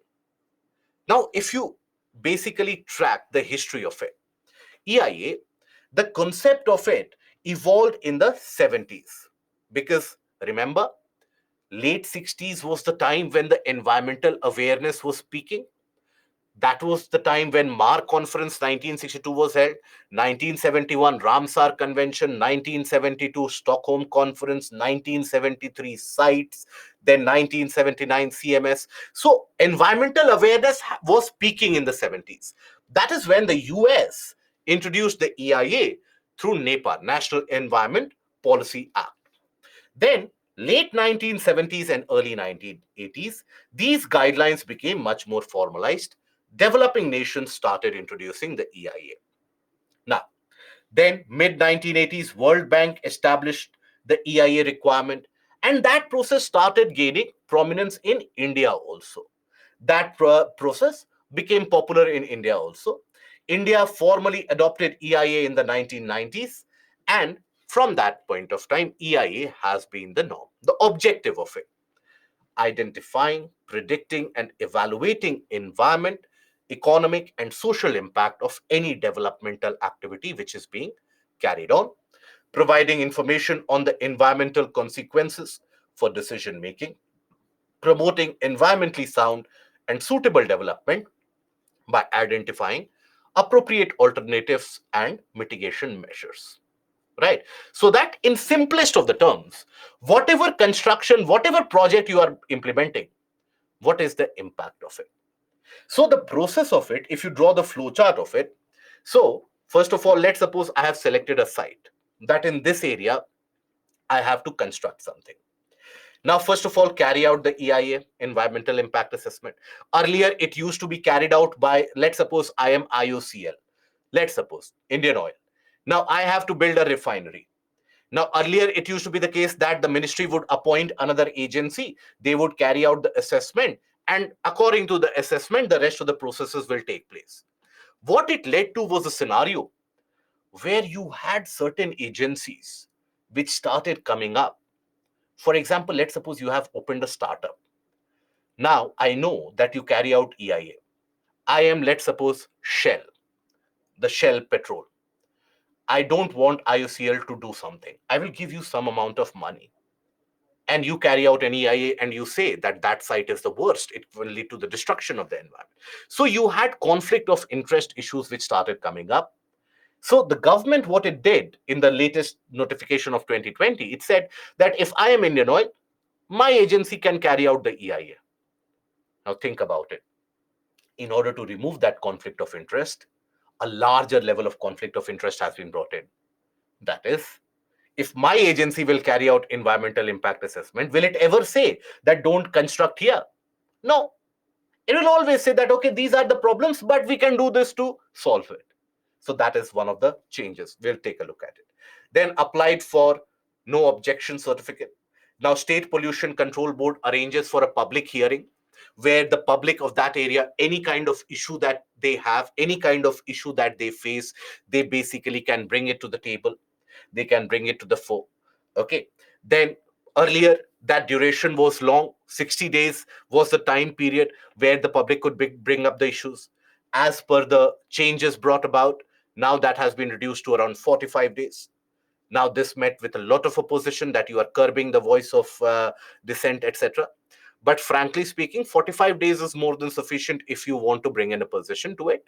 But the counter argument is that if you want to bring a detailed and informed opposition to it, or a kind of an objection you want to bring to the table, you need an analysis, you need a proper study, and for that, you need some time. So there are both sides of the coin. Now, project proponent, they apply for the environmental clearance, submitting these certificates. Now, it is reviewed by the Environment Appraisal Committee. Then either that project will be accepted, or if the impact is quite vicious, it might be rejected. Or let's suppose there are changes suggested in the project that, okay, this site is not working, make it carry out in this site, or this kind of a project won't work, change the nature of your project. Then again, you will conduct the EIA, and again, this process will continue. Now, the EIA norms of 2006, as was declared, that became a kind of a bottleneck. Pick up any newspaper from the year 2010 to 2012, 13, any newspaper. You had close to around 15 to 17 lakh crores worth of project, which was stuck because the clearance was not being provided by the Environment Ministry. Because this loop would continue. This loop would continue. Many of the project proponents, they withdrew from India that we won't invest. It is not worth our time and money anymore. So Environment Ministry was always thought to be a bottleneck. Nobody was passing the files because it was the norms were so stringent, you would end up contravening some or the other of them. So the government that brought about a kind of an amendment in that 2020, thereby it diluted the norms so significantly. While it is referred to be or said to be business friendly, but it leaves many different loopholes which can be exploited by the business, by the industrialists, and that can be exploited, which can harm the environment. Down to Earth has carried a detailed study about it, where in how many different areas the EIA norms have been violated in the past couple of years. Okay, so here, as per the notification, reduced time for public hearings. As I told you, the time period for public hearings earlier used to be 60 days. But ever since the COVID pandemic, government said that in COVID pandemic, anyways, everything is happening online. Reduce it to less than 45 days. Classification of projects has been done. Many of the projects have been given exemption that you don't require that much amount of certification. Post clearance compliance. That is, after you have got the clearance, EIA clearance, are you complying with the environmental norms or are you still violating the environmental norms? So for that, the new EIA proposes the submission of compliance report annually. As an industry, you support the compliance report annually. Earlier, you had the case that the industries had to submit it every 6 months. That meant a lot of paperwork, more paperwork, lack of transparency in many of the cases. So you would have to have a separate expenditure for that.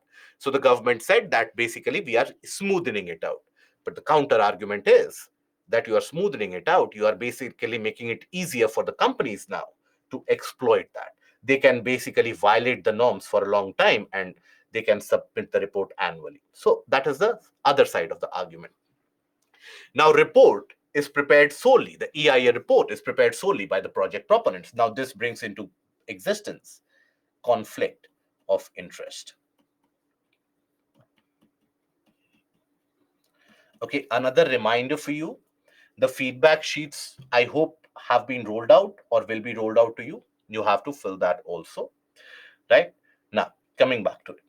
EIA notification 2020 excludes reporting of violations and non-compliance by the public, and here is granting post facto clearance. That is, a project that has been operating without environmental clearance, a project has been operating. In that case, they can be regularized or they can allow for clearance.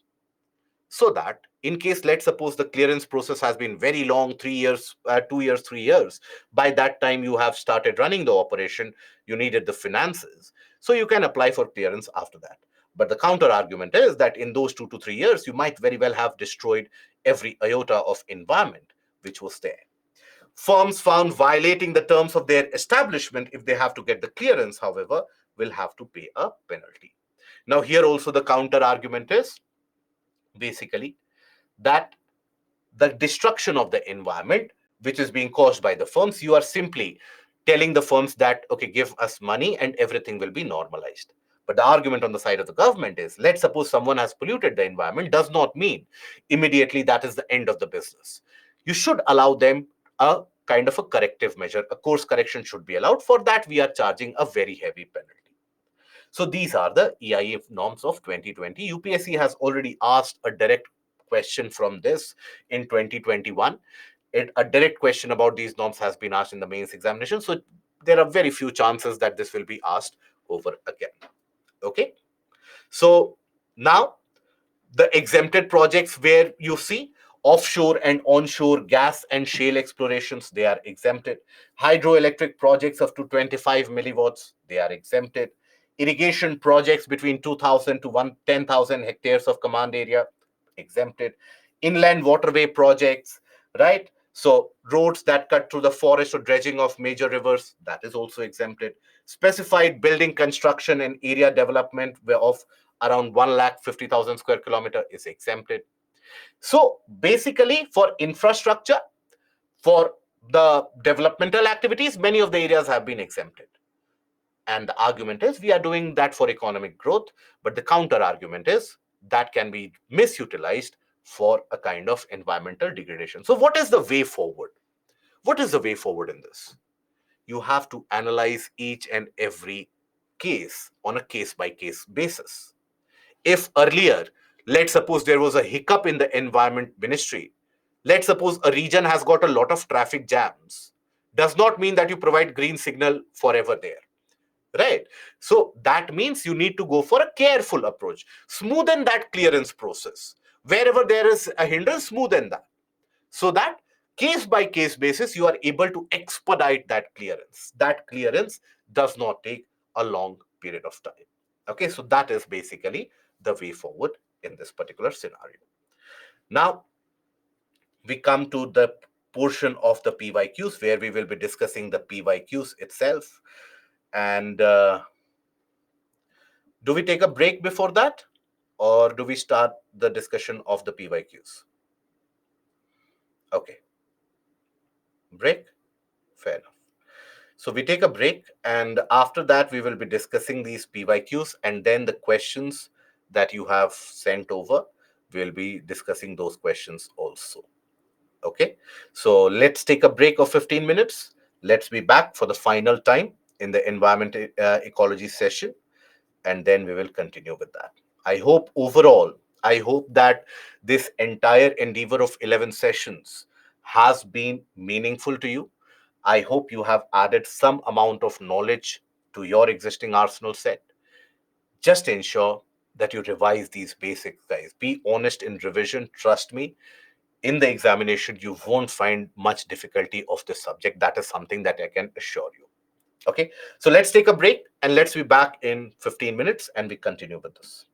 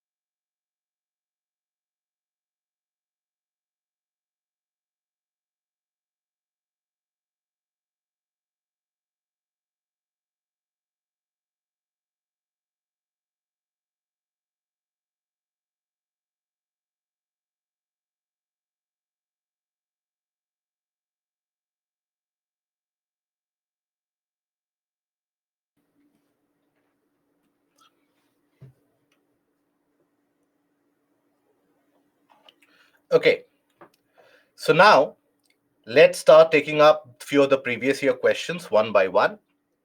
So, what is Rio Plus 20 conference oftentimes mentioned in news? Rio Plus 20. It is a United Nations Conference on Sustainable Development. It is a ministerial meeting for the of the WTO. It is a conference of the IPCC. It is a conference of CBD. What is Rio Plus 20 about? Now, again, this was a question of current affairs at that point of time. Yes. Femina, Pumalai, Vani, Vivek, Somo, Divya, Vaishna. Correct. Vaishna, my dear friend, amongst the many questions that you have sent, many of them are associated with the current affairs of that year. The mains questions, the PYQs that you have sent, many of them are associated with the current affairs of that year. PPTs would suffice here. You and in your overall coverage, I have seen that level of understanding is also good. So for you, the PPTs would be more than sufficient. You don't need to recap all the videos. So here it is A, that is United Nations Conference on Sustainable Development.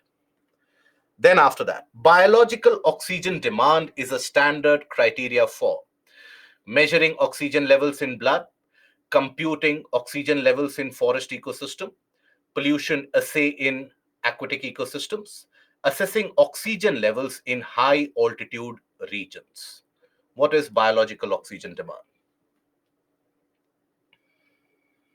Gulam, that is absolutely a correct conclusion to make. That almost all the mains questions, they are very generic in approach. But Vaishna has actually raised one of the important questions. I will tackle that. That what if you come across a very factual question like the Gothenburg Protocol? So sometimes these factual questions are also asked in the mains. So in this, yes, most of you are correct in this. The answer is going to be C. So that is pollution assay in aquatic ecosystem. Then, if you want to see gharials in their natural habitat, which one of the following is the best place to visit? Bhitarkanika mangroves, Chambal River, Pulicat Lake, and Deepur Beel. Good. Samiksha, Divya, Bhagya Basundara, Vaishna, Sumo, Vivek, Akshita, Tehseen, Taran, Shamil, Jhansirani, Vani, Ghanshyam. Correct. Anushka, correct. Gharials basically are found to be in the region of fresh water, generally found in the area of river Chambal. Earlier, they were found across Brahmaputra and Mahanadi also. That is why, as we have talked about that Odisha and Assam government are bringing about programs to bring that into implementation and improve the population in these areas. In India, so this is the kind of a question that you get from the acts. In India, if a species of tortoise is declared protected under Schedule 1 of the Wildlife Act 1972, what does it imply? It enjoys the same level of protection as the tiger. It no longer exists in the wild. A few individuals are under captive protection and it is impossible to prevent its extinction. It is endemic to a particular region in India. Both B and C stated above are correct in this context.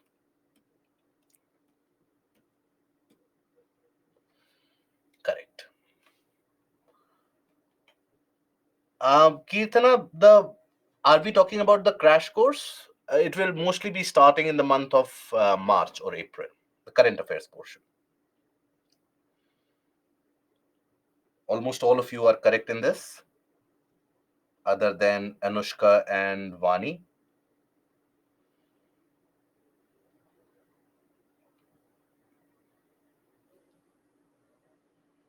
Good. So, if it is provided a protection under Schedule 1 means maximum conservation protection, that is the same level of protection as the tiger. The term intended nationally determined contribution or INDC is sometimes seen in the news in the context of pledges made by the European countries to rehabilitate refugees from war affected Middle East, plan of action outlined by the countries of the world to combat climate change, capital contributed by the member countries in the establishment of Asian Infrastructure Investment Bank, plan of action outlined by the countries of the world regarding sustainable development goals. So, what is INDC? Right. We'll launch it again. So, here in this case, yes, Femina, Divya, Vani, Vaishna, Ghanshyam, Jia, Ayush, Somo, Vivek, Pumalai, XY, Anjali, correct. Sundaresh, correct. Akshita, correct.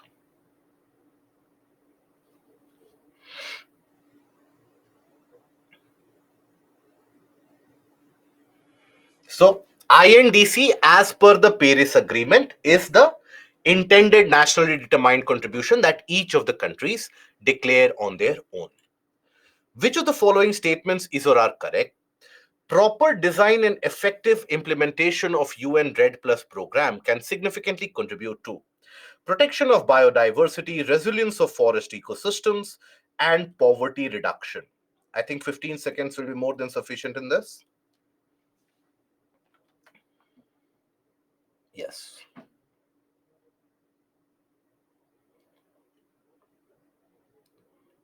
Vani, Vasundhara, Sumo, Sundaresh, Vivek, correct.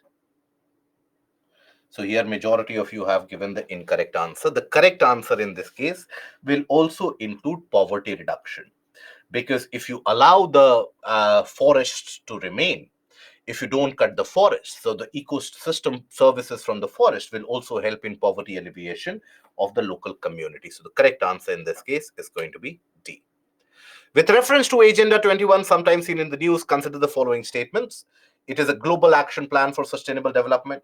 It originated in the World Summit on Sustainable Development held in Johannesburg in 2002.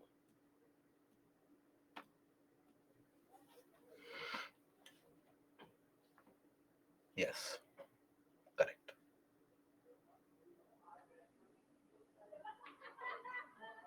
So I think that basically most of you are correct in this case.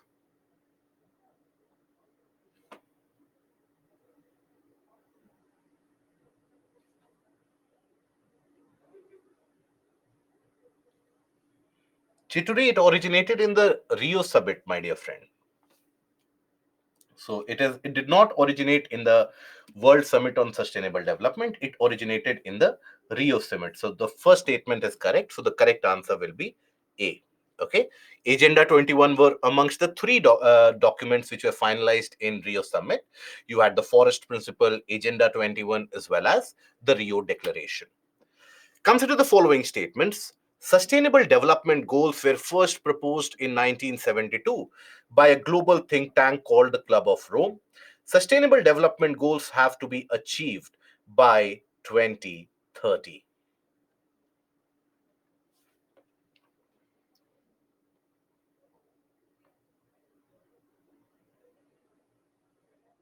Ghanshyam, Femina, then Divya, Vivek, Chituri, Vaishna, Somo, correct. Pallavi, Akshita, correct. Balaraju, correct. So here SDGs were not proposed in 1972. SDGs basically were initially proposed in Rio Plus 20, but then after that, the finalization of the SDG happened in 2015, and SDGs have to be achieved by 2030. So the correct answer in this case will be 2 only. In the grasslands, trees do not replace the grasses as a part of an ecological succession because of so in the grassland, why is it that the trees do not end up forming a majority of the ecosystem? Because of insects and fungi, limited sunlight and paucity of nutrients, water limits and fire, and none of the above. Good. Chituri, Ghanshyam, Vivek, Divya, Vaishnav, Femina, Shargun, correct. Vani, Tehseen, Balraju, Jhansirani, all of you are correct. Mary, correct. Akshita, correct. Yes, Ravi. There was a different question associated very similar to that, which was asked in the portion from the portion of geography, also in the prelims also. So UPSC has asked this question, this kind of a question, multiple times about the portion of the grasslands, where limited availability of water and frequent forest fire, influence of species like elephants, etc., that does not allow the trees to grow very easily. Which one of the following terms describes not only the physical space occupied by an organism, but also its functional role in the community of organisms? I'll give you 15 seconds. I expect majority of you to get this correct. We have discussed this multiple times now. Yes.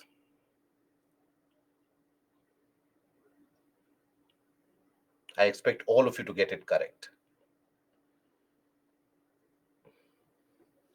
Not all of you, but 69% have you rendered it correct. It is an ecological niche.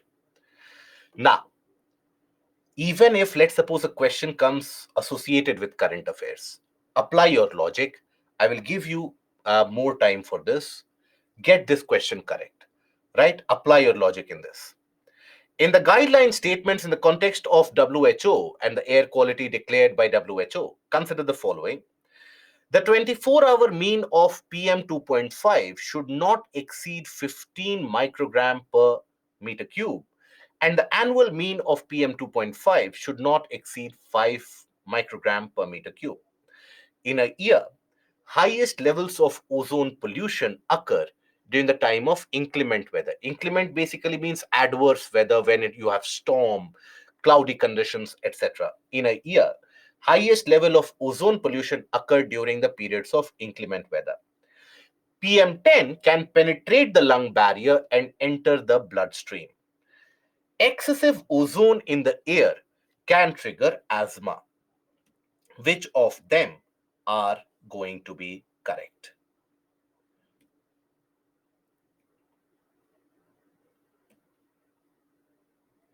Read it again carefully, and then after that, let me know.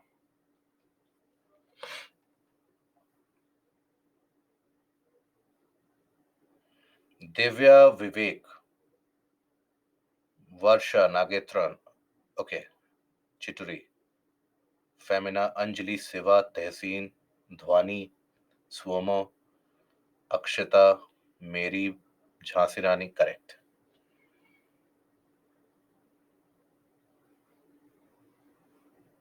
Nutan, Akansha, correct. So basically, let's take a look at the options. In a year, highest level of ozone pollution. Ozone pollution is created when? When you have the availability of sunlight, right? Sunlight is not available during inclement weather. It is only during the sunlight when that reaction will take place, which will lead to formation of ground level ozone. PM10 can penetrate the lung barrier and enter the bloodstream. No, you have only PM 2.5 which can do that. PM10 is too large to do that. Excessive ozone in the air can trigger asthma. This is correct. 4 is correct. 1 is correct. Right? 2 and 3 are, 2 and 3 are incorrect. So you can use the elimination. If that elimination option is still justifiable in that question, you can do that. Otherwise, that is where you can think about that. Either you can restrict it to the number of options. Magnetite particles suspected to cause neurodegenerative problems are generated as environmental pollutants from which of the following? Brakes of motor vehicles, engines of motor vehicles, microwave stoves within homes, power plants, and telephone lines. Which of them can generate the presence of magnetite particles? Here also, you can use the case of your general logic or even elimination for that matter.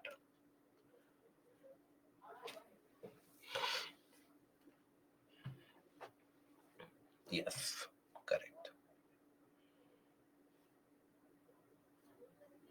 Ved, Divya, Ananya, Vaishna, Shiva,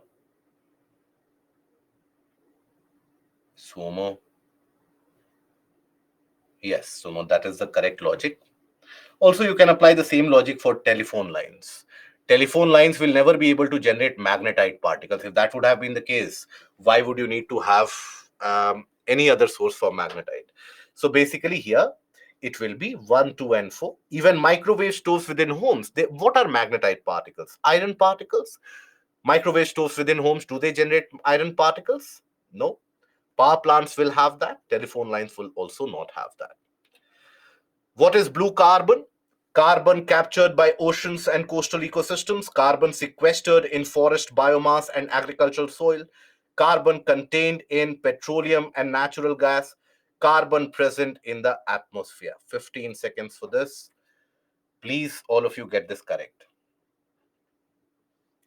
Gia, because sunlight is perpetually available in high quantities in the region of grasslands. So that is not a limiting factor why the trees don't grow. You don't have those many trees because the conditions are very, very dry. Very good. 81% of you have got this correct. Blue carbon, carbon captured by oceans and coastal ecosystems. Very good. Consider the following activities: spraying pesticides on a crop field, inspecting the craters of active volcanoes, collecting breath samples from spouting whales. Spouting whales basically is when the whales come out, they release a lot of air and vapor particles along with them. So, collecting breath samples from the spouting whales for DNA analysis. At the present level of technology, which of the above activities can be successfully carried out using drones? Can they collect that spout? Can they collect that breath sample? Think about it. Yes, good. Divya, Ghanshyam, Ananya, Vivek, Vaishna, Femina, Karthik, Akshita, XY, Anjali, Tehseen, correct. Nagetran, correct. Shargun, correct.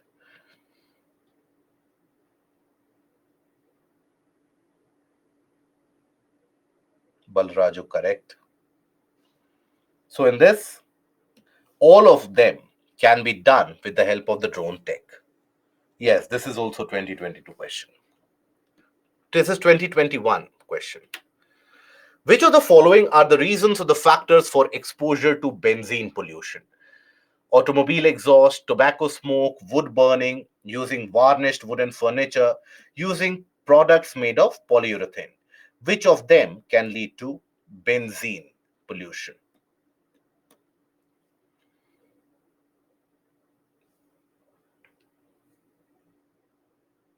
Yes, correct.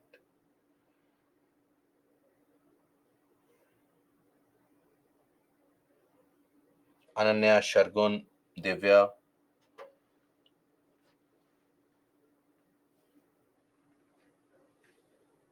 Bhagya,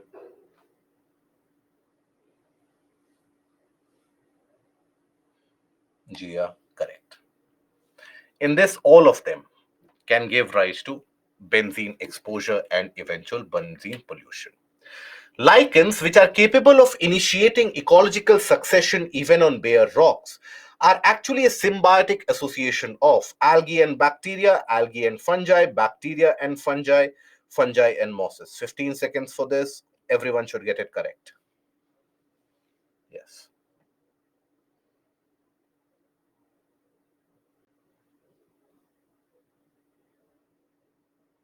I hope that was inspiring, Ananya. I hope that basically bolsters you to increase your level of preparation. So, here, most of you are correct. It is algae and fungi. That is what forms the lichens. On the planet Earth, most of the fresh water exists as ice caps and glaciers. Out of the remaining fresh water, the largest proportion of fresh water is found in atmosphere as moisture and clouds is found in freshwater lakes and rivers, exists as groundwater, exists as soil moisture.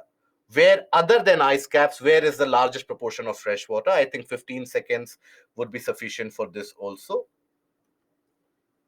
Yes. Sundaresh, Vani, Ananya, Femina, Divya, Kamalpal, Sharkun, Somo, Anjali, Vivek. All of you are correct in this. Very good. It is groundwater. Groundwater is where you have almost 30% of the fresh water. Ice caps is where you have almost 70% of the fresh water. Okay. And then we'll take a few more PYQs. So, which of the following national parks is unique of being a swamp with a floating vegetation that supports a rich biodiversity? So, Bhitarkanika, Kebul Limyao, which is in Manipur, Kyoladev, and Sultanpur. Which of them have a kind of a very unique floating vegetation?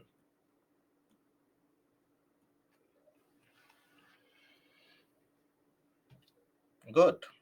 Very good. See, many of you have reached a very good level, guys. Please don't let this advantage go off. Okay. Please use this. Many of you have reached a very good stage. Very nice to see that.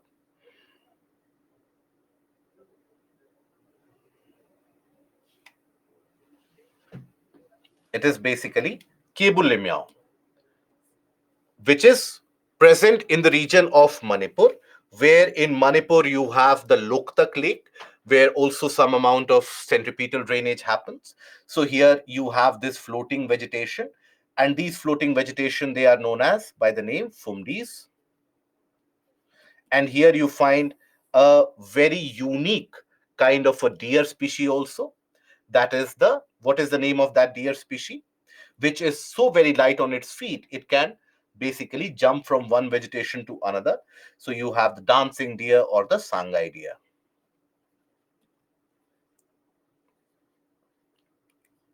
Dancing deer. Yogita, only the one which is there in the portion of current affairs, keep on covering that. It was there in the portion of current affairs that year. With reference to dugong, a mammal found in India, dugong, right? Which of the following statements is or are correct? It is a herbivore marine animal. It is found along the entire coast of India. It is given legal protection under Schedule 1 of the Wildlife Act 1972. This should be a very logical and easy question to solve also.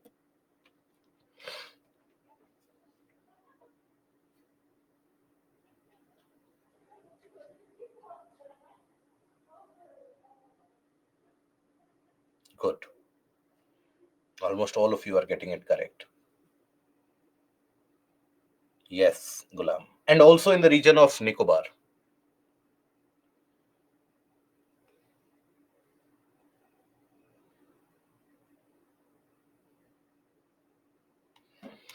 Very good. So here it is found along the entire coast of India will be incorrect. It is found in the region of Gulf of Mannar. It is found in the region around Nicobar. So that is where it is found. So rest two of the statements are correct in this case. Which of the following is the national aquatic animal of India? This should hardly take 15 seconds. Please don't get this incorrect. This is a matter of very simple general awareness. National aquatic, saltwater crocodile, olive ridley turtle, gangetic dolphin, and gharial. Which is the national aquatic animal of India? Yes. Good. If in this less than 50% of you get it correct, it will be a shame. Very good. 81% of you got it correct. It is gangetic dolphin. Other than poaching, what are the possible reasons for the decline in the population of the Ganges River dolphins? Construction of dams and barrages on rivers, increase in the population of crocodiles in the rivers, getting trapped in the fishing nets accidentally, use of synthetic fertilizers and other agricultural chemicals in the crop fields in the vicinity of the rivers. Which of them are a possible reason for the decline in population of the dolphins?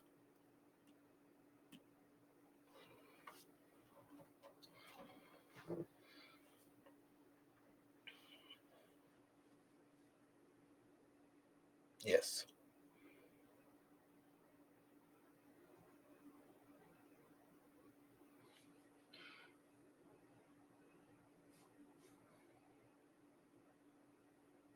crocodiles generally won't consume the dolphins.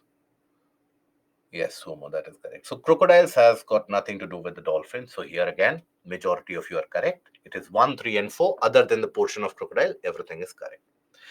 In a particular region in India, the local people train the roots of the living trees into robust bridges across the streams. As the time passes, these bridges get stronger. These are your very unique living root bridges. Now, these unique living root bridges are found in Meghalaya, Himachal Pradesh, Jharkhand, or Tamil Nadu.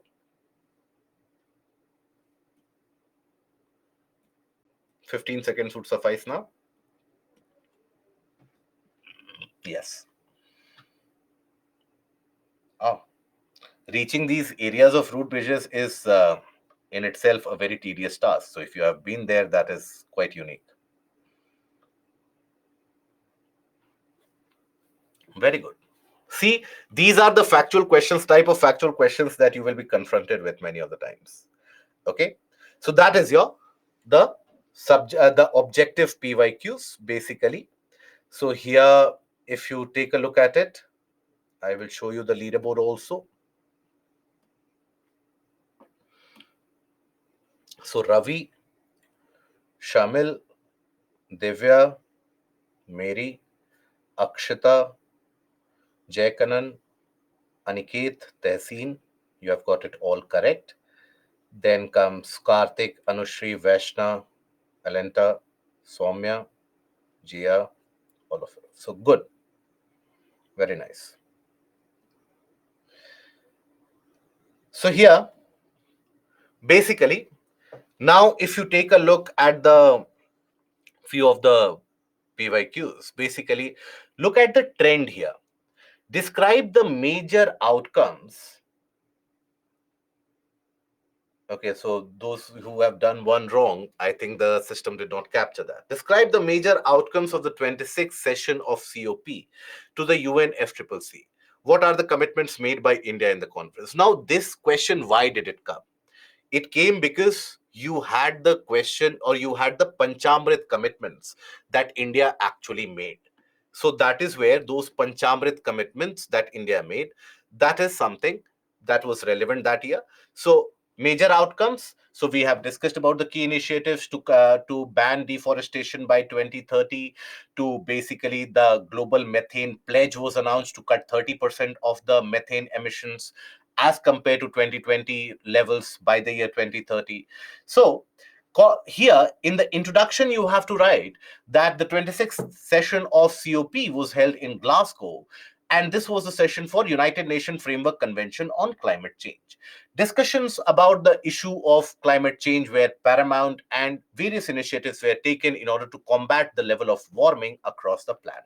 So these generic statements, for a brief, you write.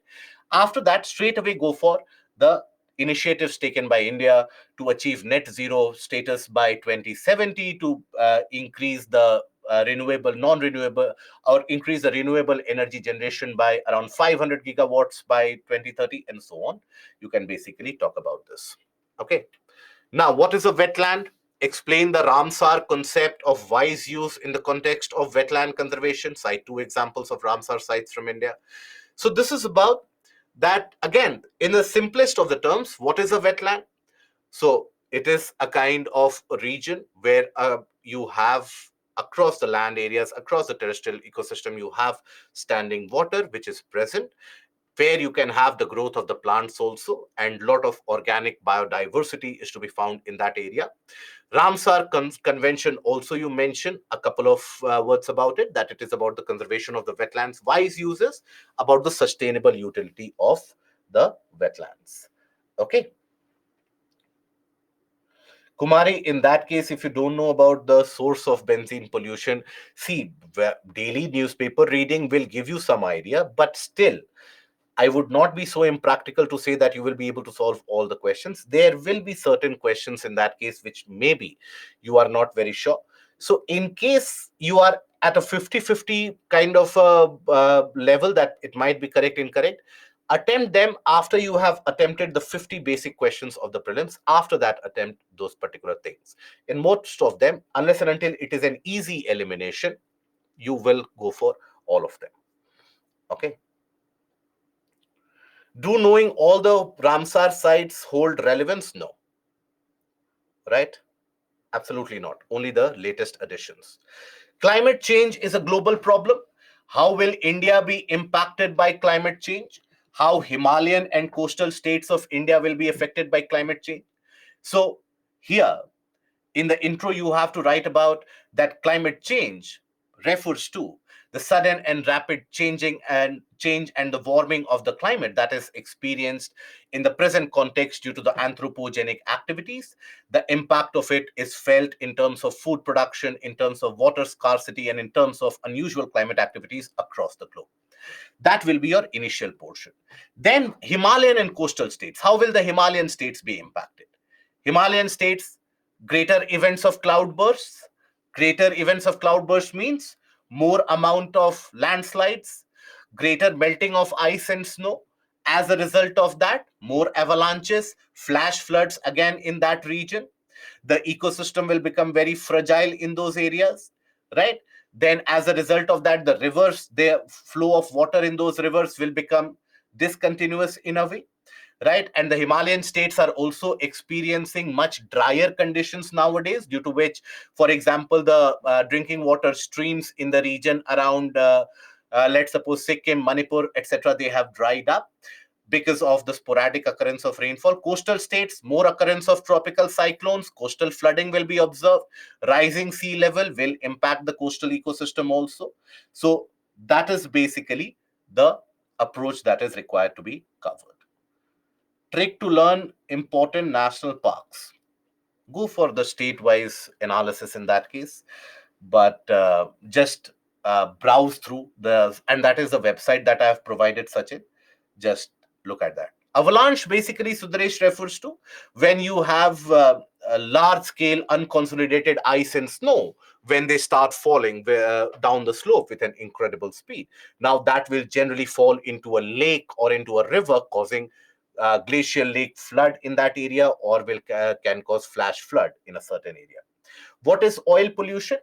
What are its impacts on the marine ecosystem? So oil pollution, we do know that when you have, let's suppose, the spill or the dumping of oil in the marine ecosystem, now that is a major problem experienced and has been experienced for a long time across the global waters due to the trade of oil happening through the sea routes. Now its impact on the marine ecosystem, it can lead to coral bleaching, it can lead to a significant amount of creation of hypoxic waters, it can prevent the air water exchange because the oil floats on top of that, it can reduce the level of dissolved oxygen in the water, it can get deposited as a slick material on many of the marine organisms, reducing their ability to survive. All that you can bring into the picture. In what way is oil pollution particularly harmful for a country like India? We have a very large coastal ecosystem. Already the region of Bay of Bengal and Arabian Sea have hypoxic waters. Oil spill in that area or oil pollution can lead to substantial issues.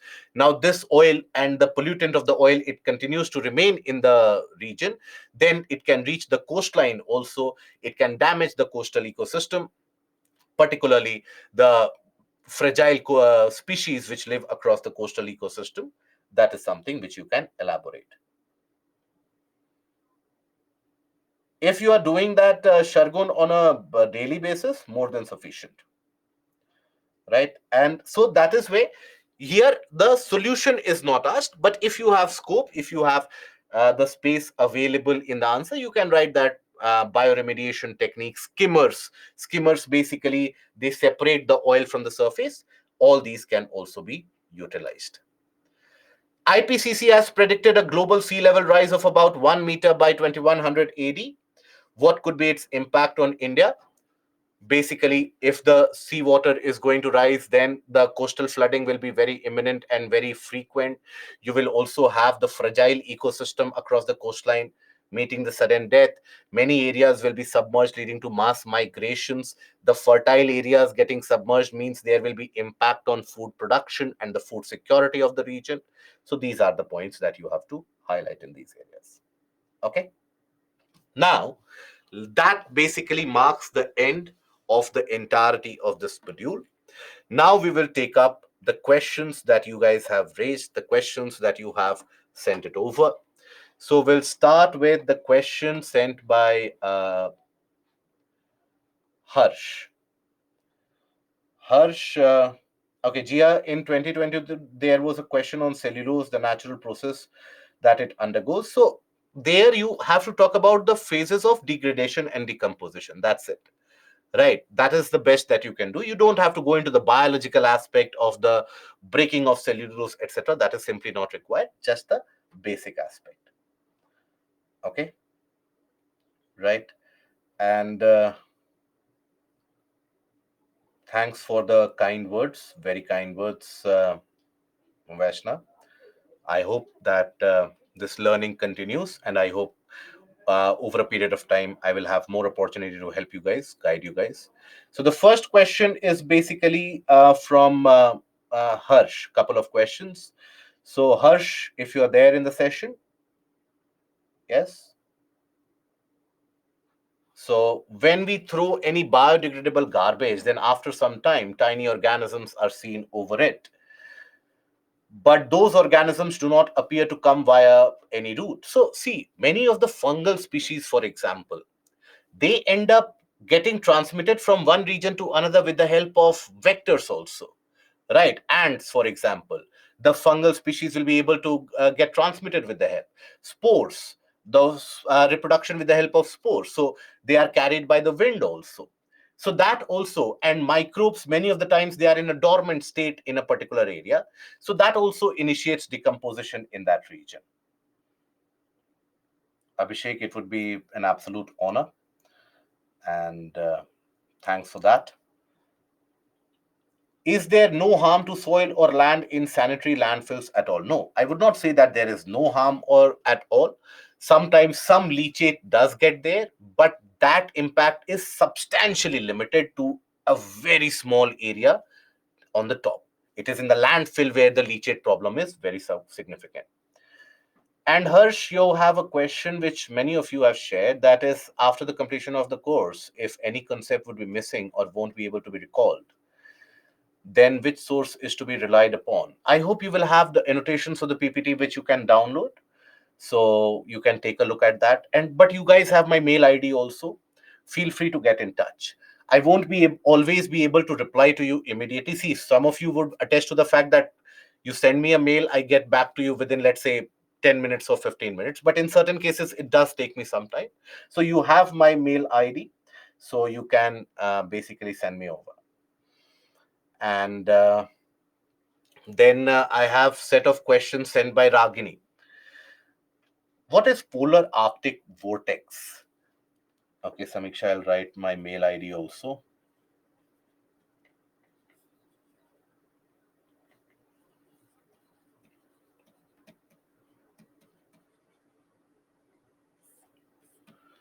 So what is polar Arctic vortex? Ragini, polar Arctic vortex is a complex atmospheric phenomena taking place in the northern region of the polar area. It happens because of a stratospheric high pressure which builds in that area. Now that stratospheric high pressure, when it builds over, what it does is basically it increases the pressure here, and the polar winds, they become very, very dominant. As the polar winds become very dominant, the cold polar mass that starts spreading around, because when you have a high pressure, you will always find a Coriolis force, which, like a vortex, the winds will basically move around. Now there, they will impact the jet streams also. The jet streams will get very weakened in many of the areas, and this cold wind reaches the lower latitudes, taking the temperature in the mid latitudes to sub freezing level. That is the polar Arctic vortex. Okay, right? Okay, and by the way, before a few of you leave, so basically, I want to judge your comfort level based on the analysis of the PYQs. Are you comfortable, including Vivek and Vaishnav, who have sent around 30 questions based on PYQs? Are you comfortable in this, or is there any concern which still persists? Please let me know. So, Ravi, that is what the polar vortex is. Polar vortex is that high pressure created all the way from that region of stratosphere, and where the wind starts sinking, that high pressure basically exists. And see, the jet streams will be formed. The jet streams basically form a partition between the warm air and the cold air. So, as the cold air starts spreading around in all the various different areas, that will be reaching the regions such as around 30 even 40, 50 degrees north latitude, and that will cause sub-freezing condition, right? And right, I got 3 PYQ wrong. It's okay. See, it is, please don't get worried at this point of time in your preparation. Please don't get worried that I got a PYQ wrong. That should not be the concern. The concern is, or what your agenda should be, that if I revise it, am I comfortable? First of all, comfortable in understanding the question? Am I able to understand where have I made a mistake? So if that kind of a question is asked, if that from that portion again a question is asked from a derived concept, will I be able to do that or not? That should be the purpose. So many of you will be appearing for the prelims test series. I suggest all of you appear for the prelims test series. You will get many of the questions incorrect. Many of the factual questions have been said there. Now, deliberately few of the factual questions have been put there in order to provide you with certain amount of factual knowledge also, right? Standing here, if I start handing out facts to you, from yesterday we have been handing out facts in terms of international organizations. Most of you, basically the things flew over your head, so that is not the way to go. So basically, when you appear those when you attempt those PYQs, make a short note about it, that these are the facts that you need to be concerned about. Revise it, my dear friend. Revise it once or twice, and pay attention to the revision for the first 6 modules. First 6 modules, they hold the crux. And those modules, if you are comfortable, rest of them is simply a derivative of that. Gulam, for that, I have suggested you once again, that is basically the in climatology. I hope you have the pre-recorded lectures in the tablet lectures also. Start with the basics of climatology one by one. Form the concepts. Draw it in a piece of paper with your own hand. That is the solution. Okay. And yes, Yogita, PPT will be sufficient, right? Divya, you had a PYQ about Purvaya in Bihar. Purvaya, translated, Purvaya refers to an eastward move, a wind coming from eastern direction. Now, during the monsoons, the Bay of Bengal branch of monsoon is the one which reaches Bihar. Now, Bay of Bengal branch of monsoon has to come from which direction to influence Bihar? Obviously, from the eastward direction, isn't it? So that is why it basically has got that Purvaya aspect. So it brings rain, it lowers the temperature in that area. So break down the question, have that confidence amongst you. So where does that kind of fear comes from? The fact is, when many of the candidates, they have that lack of confidence that maybe I have not read something, so maybe a question has been asked from that, and how will I tackle that? Remove that hesitation from your mind. You have covered almost everything, right? As much as you can cover. Trust me, you have covered more content in the portion of environment and geography together, as compared to more than 99.9% of the candidates. Interact with your competitors. Maybe they will be knowing one fact or the other slightly here and there, but if you analyze the PYQs, those facts are not very relevant. The concepts that you know, I can assure you with a guarantee that you have an edge, provided you revise that, provided you are very sure with the concepts that we have covered. That confidence, if you have, then you will have the confidence to break down the question in the mains and the prelims also. That is very much required. The entire game is about confidence, my dear friend. If you lack confidence, you will have so many negative marks, and you will have so much hesitation in the mains. You will lose time. Have confidence that, yes, I have covered. There's no reason why I should not be able to attempt that. You will be able to solve that, right? And no, Kamlesh should not always be highlighted. Then why, according to Ozone Recovery Assessment Report of 2022, the thickness of ozone layer to return to 1980 values around, because why thickness of ozone layer to return to 1980 values around 2066 in the Antarctic and around 2025 in the Arctic region? That is because in different areas you have different levels of depletion of ozone. So it is not going to be the case that, okay, this is the new year time, so let's have the recovery of the entire region. Tropics would recover much earlier, right?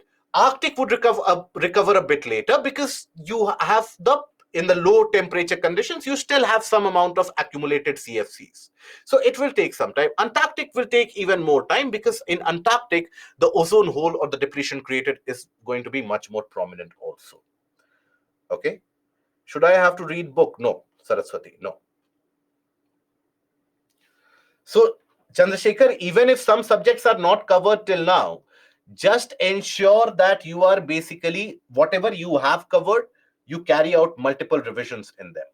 Okay, so that by the time that you finish all the other subjects, your preparation is well on track.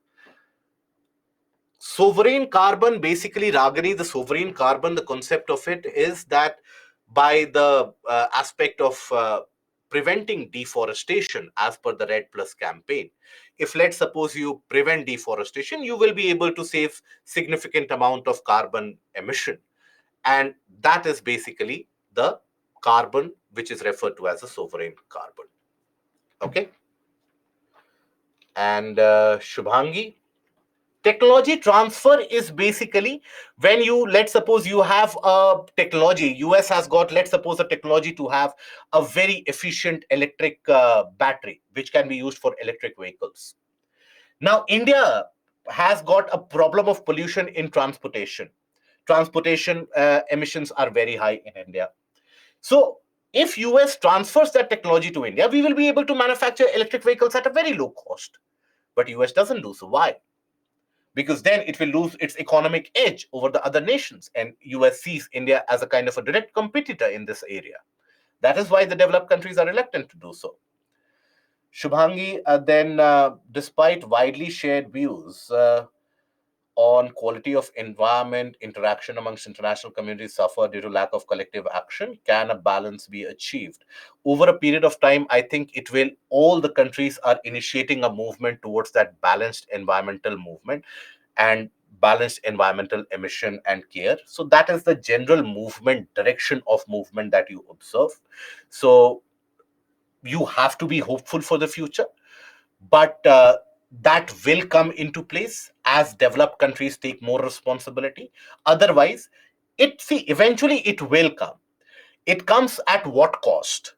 Eventually, when all the countries, they start developing economically, eventually they will reach a kind of a proficient level where the emissions level will reduce. The newer tech that you are developing, going to develop, will always be climate friendly. Now nobody is going to develop a technology that, okay, if you burn fuel so much, you will have the engine that much efficient. No. For example, if you even take the case of few of the elite sports such as Formula One, which has always been fuel guzzling, even they are moving to electric and hybrid systems. So the future is towards climate friendly system. We have to see how much time it takes. Okay, and then after that, do countries free ride on other countries' efforts? They do. They do. And they free ride on other countries' efforts to reduce emissions and continue using fossil fuels to feed. So they basically, for example, China is still doing so. But take a look at what Germany and European countries are doing right now. As the Russian gas supply has been stopped, they are resorting to burning of coal now. Germany has shut down all the nuclear power plants ever since the Fukushima nuclear disaster took place in Japan. Now, as a consequence of that, why did it do so? Because it wanted the political support of the the eco-friendly party, and that is where Germany basically had shut down. Angela Merkel ordered the shutdown of the nuclear plants. Now they are burning fossil fuels. Now they can stand up and say that China and India are also doing that. US is also doing that. So why do we not do that? So that is always the case. And Can we say that after 2050, when emerging economies like India and China have a substantial level of development, climate change will slow down? Absolutely, yes. Gulam, how to analyze the PYQs for examination? As I told you, as we have had the uh, detailed discussion about it, basically, when we talk about the PYQs, always the understanding should be that the static portion, am I able to solve? And am I able to understand the language that is used by UPSC to trick the candidates? If you have proficiency in that, fair enough. Then Soumya Devi, why forest ecosystem exhibits rhomboidal shape of pyramids of number? Because at the bottom you have one tree, right? One tree will support a few number of birds. That will support basically few number of insects. That will support few number of birds, and eventually an apex predator of bird. That is why a rhomboidal one. If allogenic succession is always driven by abiotic components of ecosystem, yes. Do Arab countries agree with zero fossil fuel goal? Absolutely not. That is why this Conference of Parties 28 has been so terse and so tensed. Difference between BOD and COD, Soumya, basically BOD or biological oxygen demand is the total amount of oxygen required to decompose all the organic materials in the water body. COD is the total amount of oxygen required to decompose both organic and inorganic contaminants of the water body. So COD will always be more. Construction waste, etc., will come under inorganic waste. So all of them, if you have to disintegrate them, decompose them over a period of time, that is the oxygen level required is COD. If ground ozone is always associated with, so for formation of photochemical smog, formation of ground level ozone is one of the key intermediary stages. Is there a connection between ozone hole and global warming? When you have more ultraviolet rays hitting the Earth's surface due to the creation of ozone hole, ultraviolet rays has got higher amount of energy level. So it will always heat up the surface. And if you have the presence of gases, then the terrestrial radiation will be trapped more.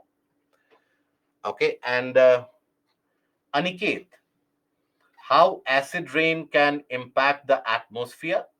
It basically can see acid rain in atmosphere when you have large number of these small, even dry deposits or wet deposit particles, that can always influence the water cycle also. That can influence the species living there.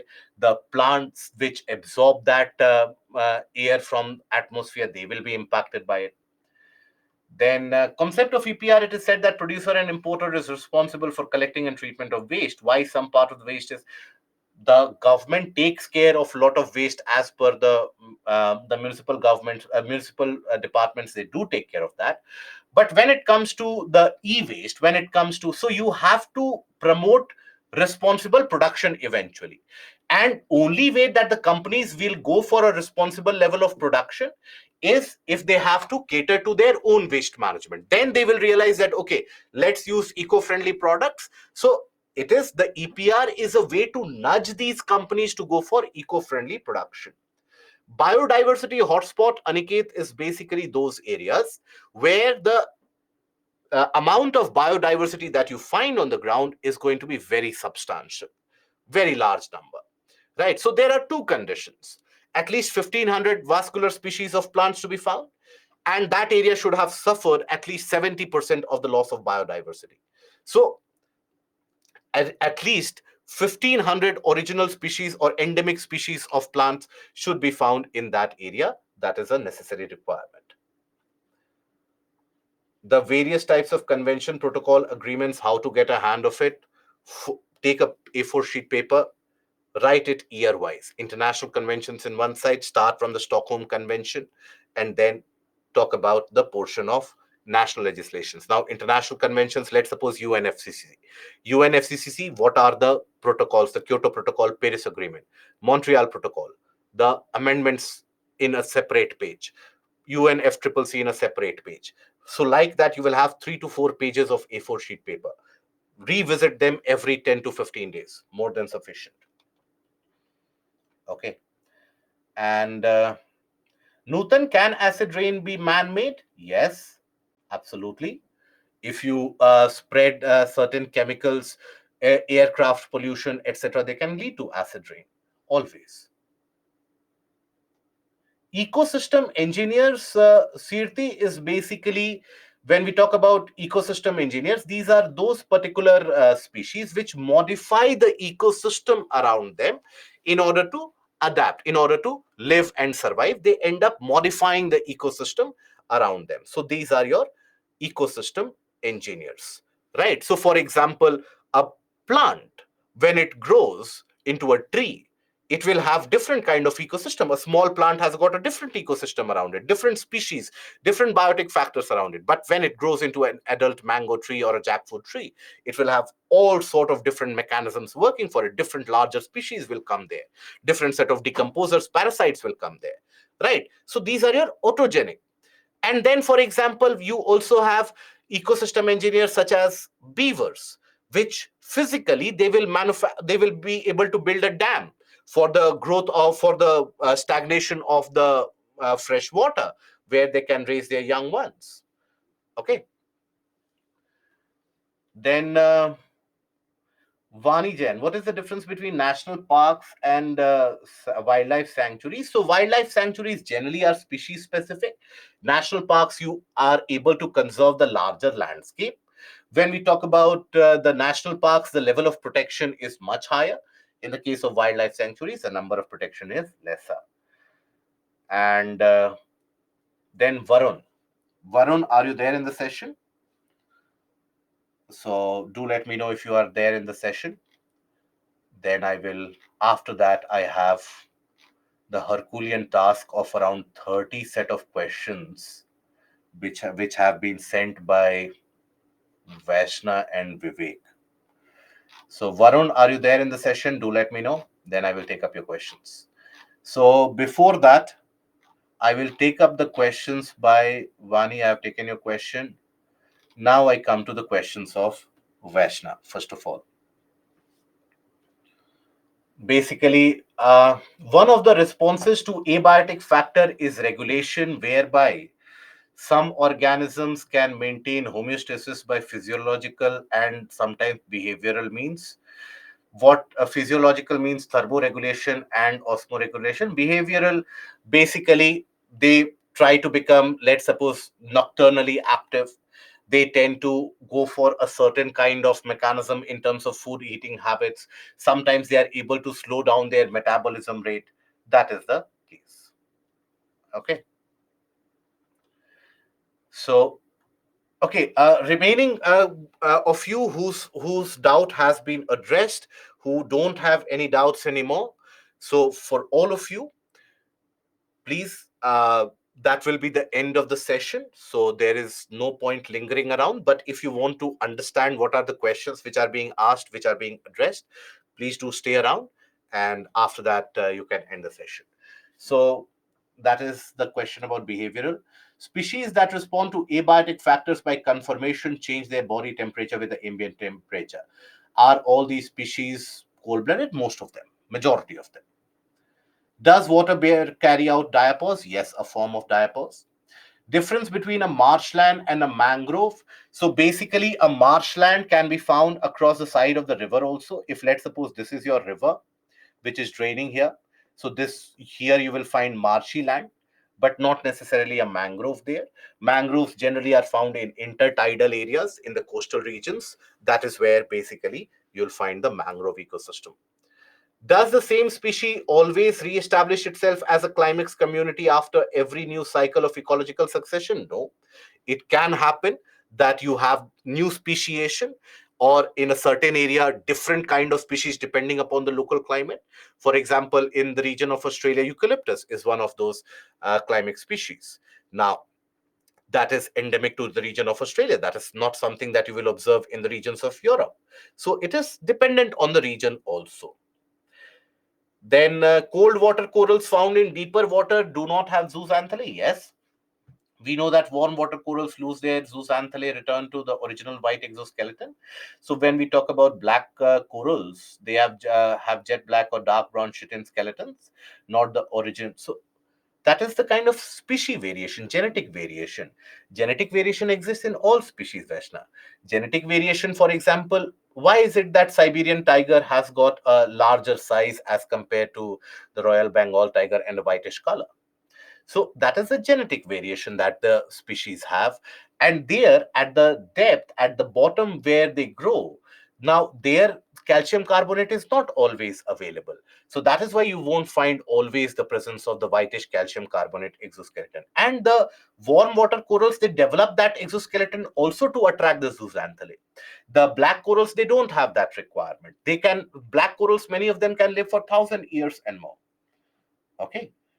Geoengineering, Sundaresh, basically means that you bring about a kind of a modification in terms of how you basically bring about artificial cooling. For example, placing mirrors by spraying sulfate aerosols, etc. These are the changes that you can bring about. Then each year, large amount of plant material cellulose is deposited on the surface of Earth. So, in that case, what is the natural process the cellulose undergoes before yielding carbon dioxide, water? So, here UPSC is expecting you to write stages of decomposition, right? That's it. Do write the stages of decomposition. Amit, in Montreal Protocol Act 35 basically means 35 years since its implementation. Gothenburg Protocol of 1999 is basically about the aspect of controlling acidification, emission of nitrous oxide, sulfur dioxide, and also controlling volatile organic compounds and their emission so as to prevent the ground level ozone formation and the formation of photochemical smog. That protocol has been upgraded in terms of limiting even the amount of pollutant that is sprayed around. Okay. Now, how can we address factual question in mains if it is unknown to us? In that case, simply leave it off. Expect one such question in GS paper 3 or at least one and a half such questions in GS paper 3, including science and tech and environment. Go with that expectation that it can be absolutely factual, right? So that is a realistic expectation to have. For example, Gothenburg Protocol, when it was asked, there is no reason why you would know that. So in that case, skip it over. And what are the measures? But it will mostly be half of the question. It won't be the full question. So the rest half you have to address. Okay. Now, what are the effects and mitigation measures for photochemical smog? Limit the emission of nitrous oxide, limit the emission of or the formation of ground level ozone. So that will be limited if you have a control over pollution. In India, reduce the AQI levels. So nitrous oxide, where are they emitted? From automobile exhaust and from industrial effluents. So if you are able to limit them, you will be able to limit the entire formation. Oil pollution statement, I think now we have discussed this question, Vaishna, so I think that will be able to solve that. What are the causes and effect of coastal erosion in India? What are the available management techniques? So coastal erosion, infrastructure building, removal of forest areas, etc. And that is one of the major reasons.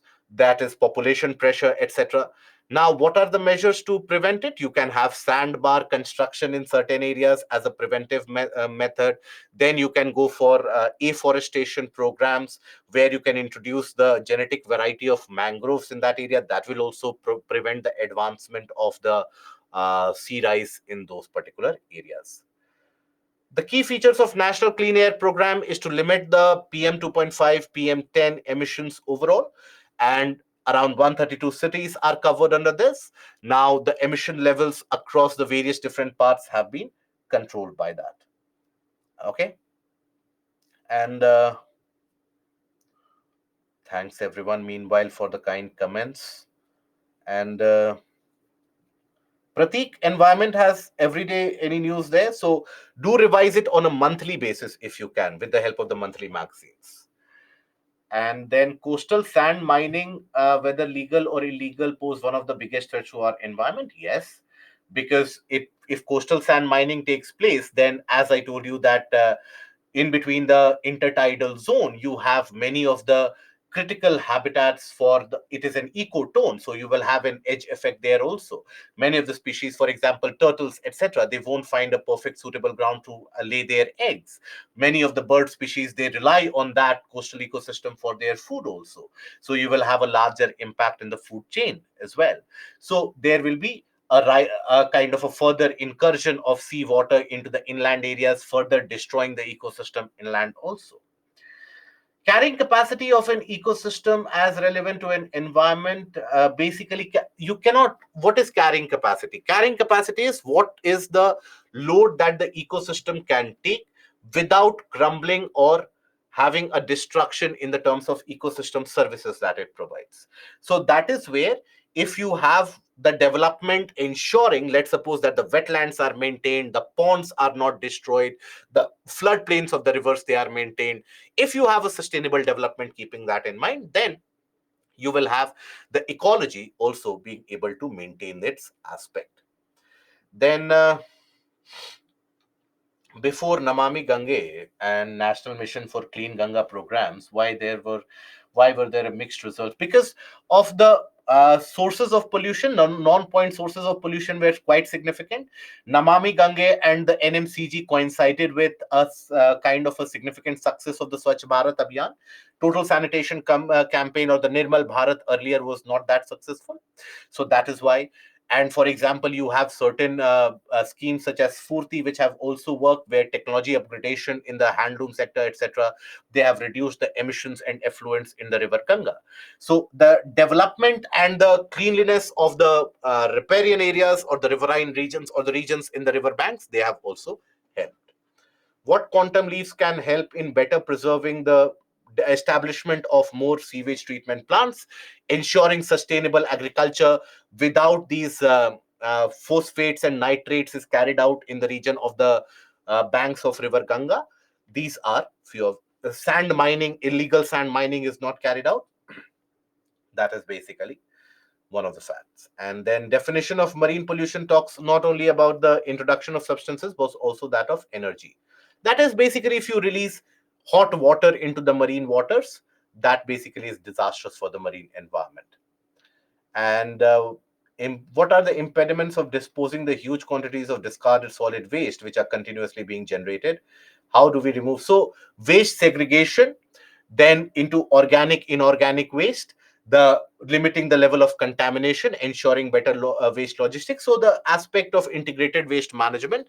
So in the case of that particular waste, which is solid waste, which is generated, you have to ensure that everything is not sent to the landfill, incineration, pyrolysis, etc. So we have seen earlier that in the case of the industrial waste, almost 44% is either recyclable or utilizable, so you have to use them. And then you have to go for deep burials or sanitary landfills in the case when you have the chemical toxicants, or you can go for bioremediation methodologies in that also. Okay. Objective of National Wetland Conservation Program is basically to initiate the same such wise use principle, and to promote the wise use principle, basically initiated by the Ramsar Convention.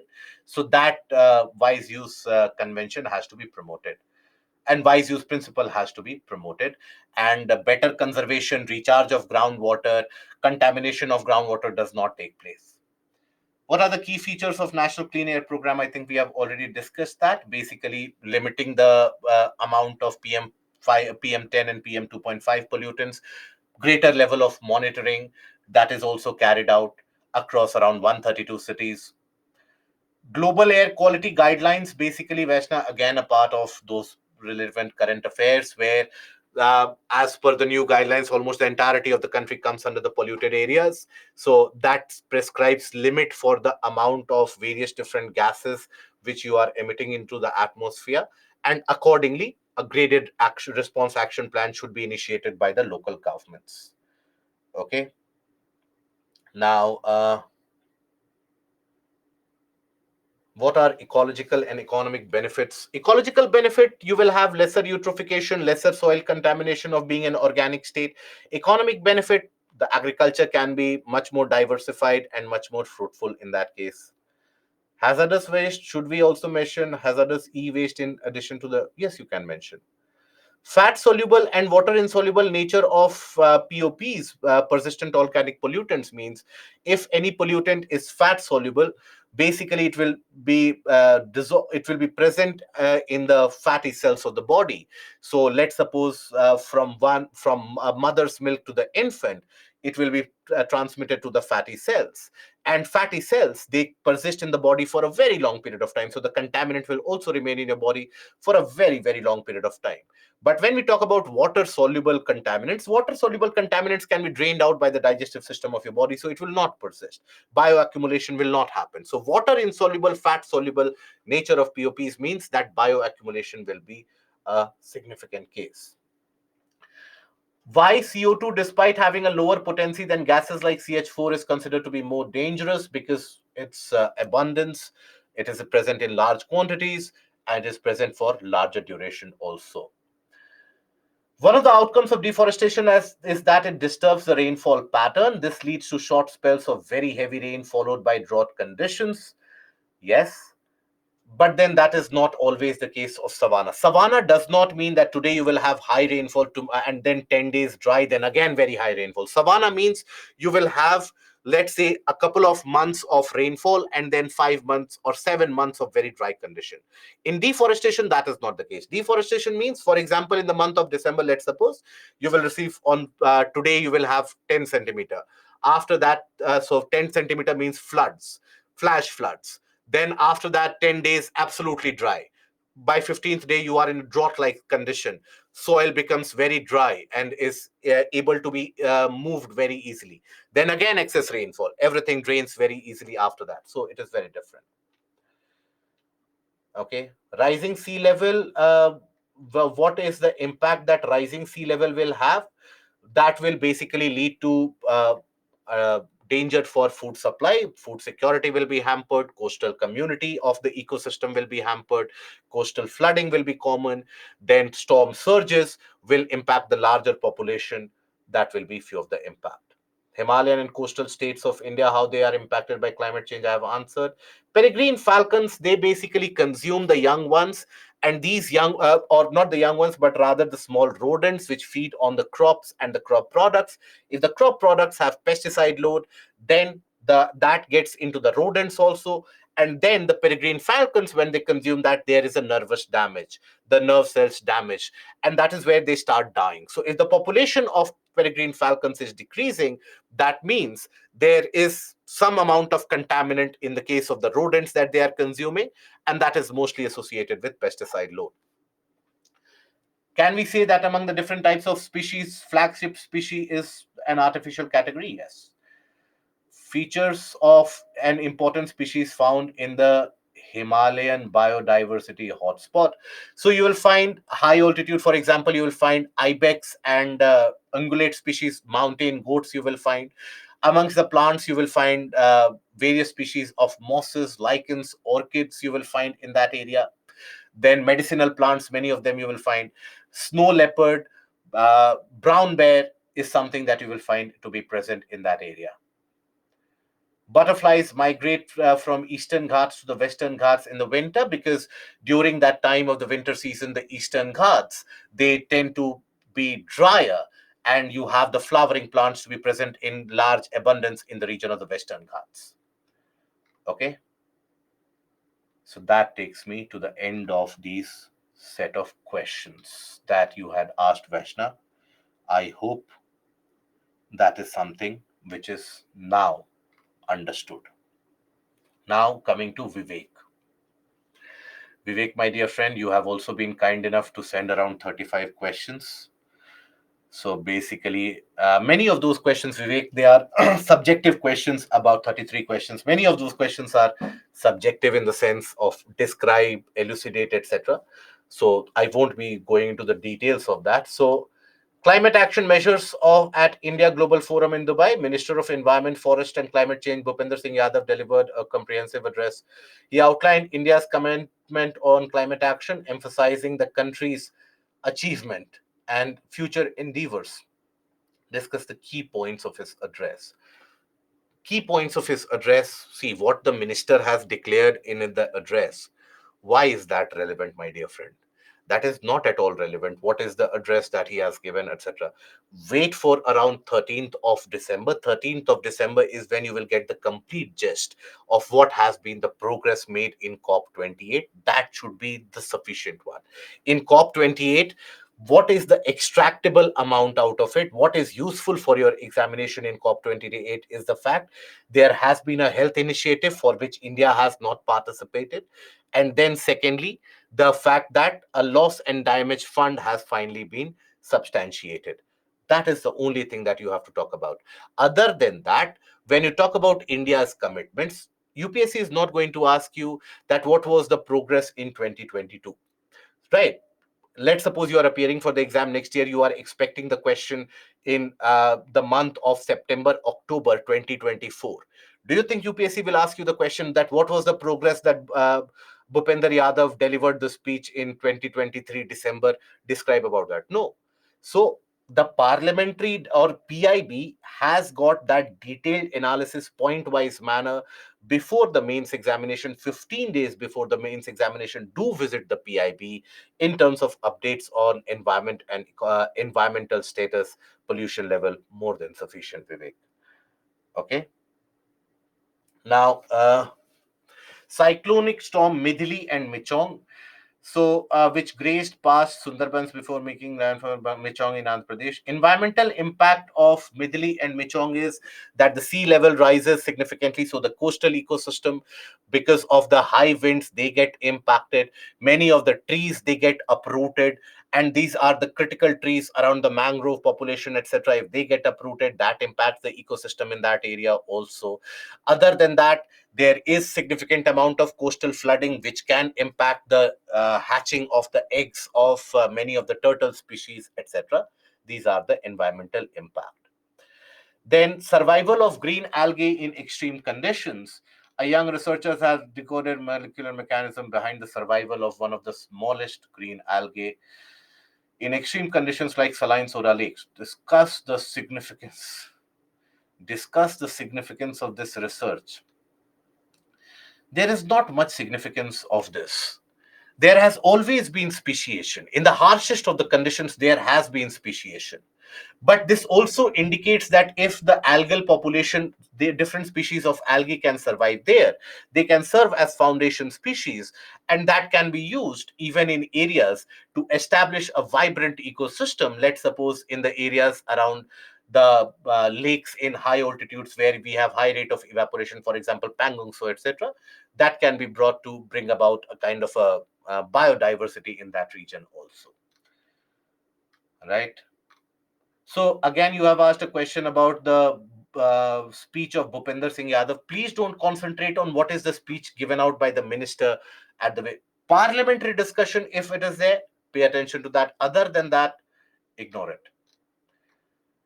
Arsenic and fluoride contamination has been detected in 230 districts around 25 states, and fluoride in how does this contamination occur? This contamination occurs many of the times due to the leaching from the ground surface, and as I told you, over extraction of the groundwater from many of the areas means that from the surrounding rocks, as you are extracting the water from the surrounding rocks, the minerals will also be present due to the pressure of over extraction and over exploitation. That is why you get arsenic and fluoride contamination. Human health, fluoride contamination leads to fluorosis, where you have brittle bones, the teeth gets impacted, and arsenic leads to Blackfoot disease. Environmental and social implications of bauxite mining. It will lead to land degradation. It will lead to contamination of the groundwater and the freshwater resources due to the river runoff. And basically, the social implications, that pollution will have a larger impact. It can lead to bauxite mining, or mining any place will lead to the kind of a deforestation that can lead to a damage on the biodiversity, ecological diversity. When it gets damaged, then the ecological ecosystem services, they got also get impacted. Key points on the Declaration of Health, we have discussed it yesterday. Kindly look at the PPT. It is there that the impact of climate change has got a large amount of implication on the health also. in terms of the zoonotic diseases and the well-being in terms of the respiratory illnesses that are caused, etc. So that is basically, so that, as I told you, Conference of Parties 28, it is too early to form the conclusions as of now. Within next 10 to 15 days, you will have a detailed gist which will come into existence. Okay. Now,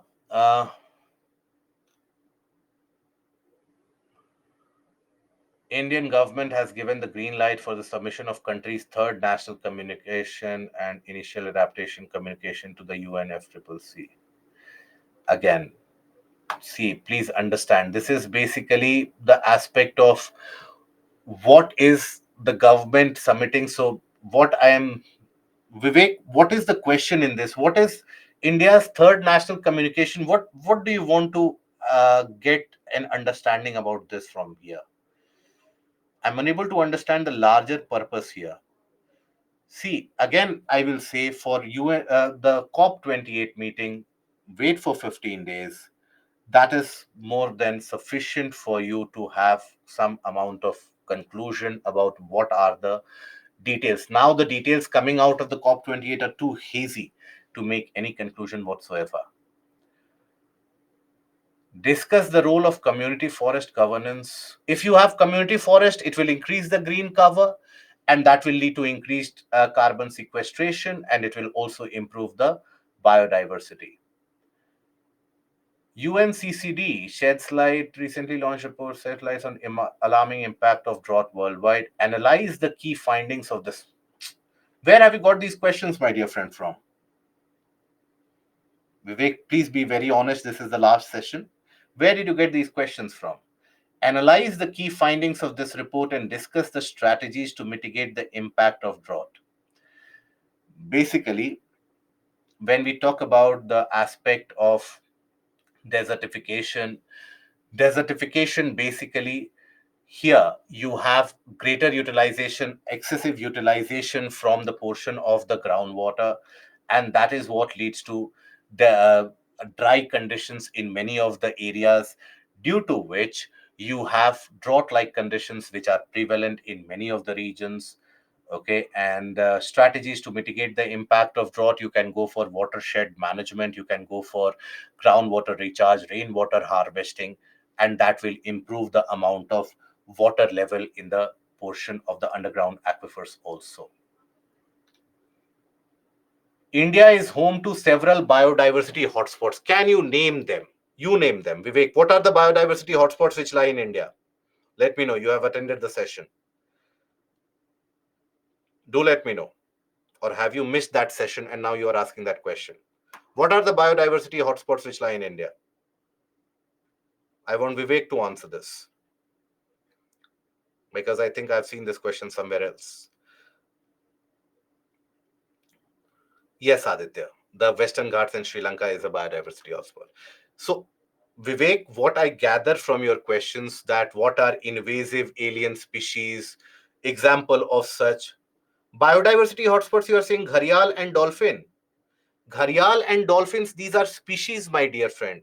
Biodiversity hotspots are regions where you have large amount of biodiversity. You have 4 biodiversity hotspots in the country.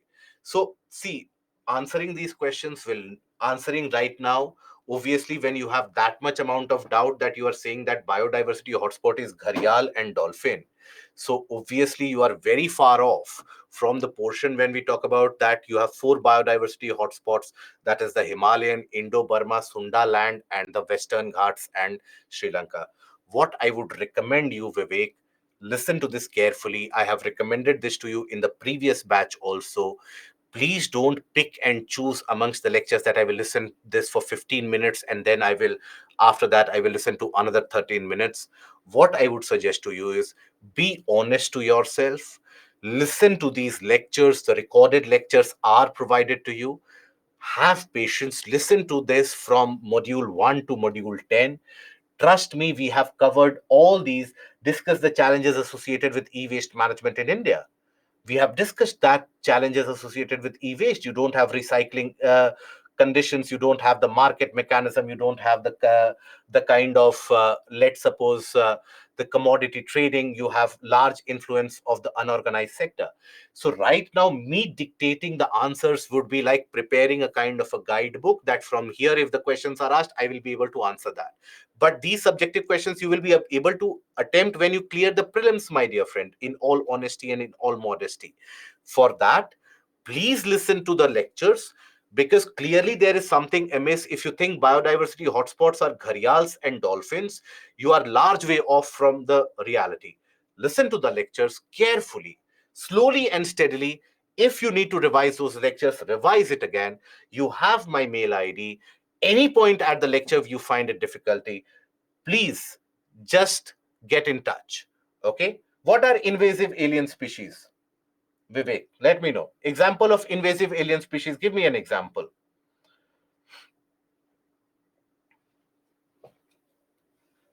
Just enlighten what? What do you need me to enlighten you about? You have, see, discuss the objectives and strategies of, so eucalyptus is an invasive alien species.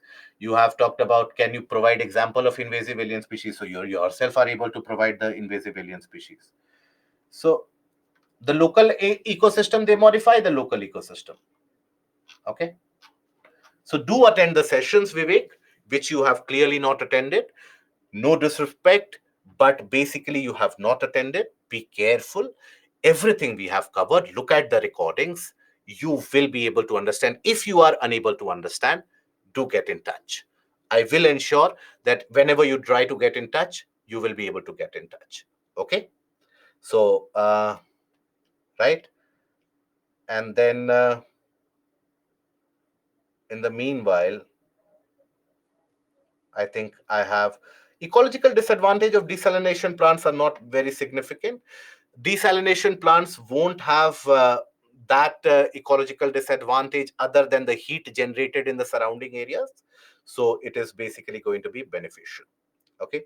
So that is where, if Pratik, if wetland and flood affected areas are same, no, in the region of the flood affected area, in the region of the wetlands, sometimes during the floods excess water does come in, but that is expected. That is when the biodiversity thrives in that region, unless and until contamination does not happen. Aditya, we will have the webinar on environment on probably 28th. Impact of mining on environment is basically it will lead to soil degradation, land pollution, groundwater pollution. The mining waste will be carried by the runoff water into the freshwater pools and rivers, also can lead to eutrophication. It can eventually enter the food system. It can lead to bioaccumulation and contamination as well. So that is where I bid adieu. That is where we basically part ways for now. I hope we meet again. All of you, you have been a wonderful audience and we have had a good interaction. Please do revise. You have the recorded sessions. Any point of time you face any difficulty, do get in touch, and always have that confidence that you have covered substantial portion. That will be all from my side. Have confidence in your preparation. Till we meet again, take care of yourself. Goodbye. Good night. Thank you.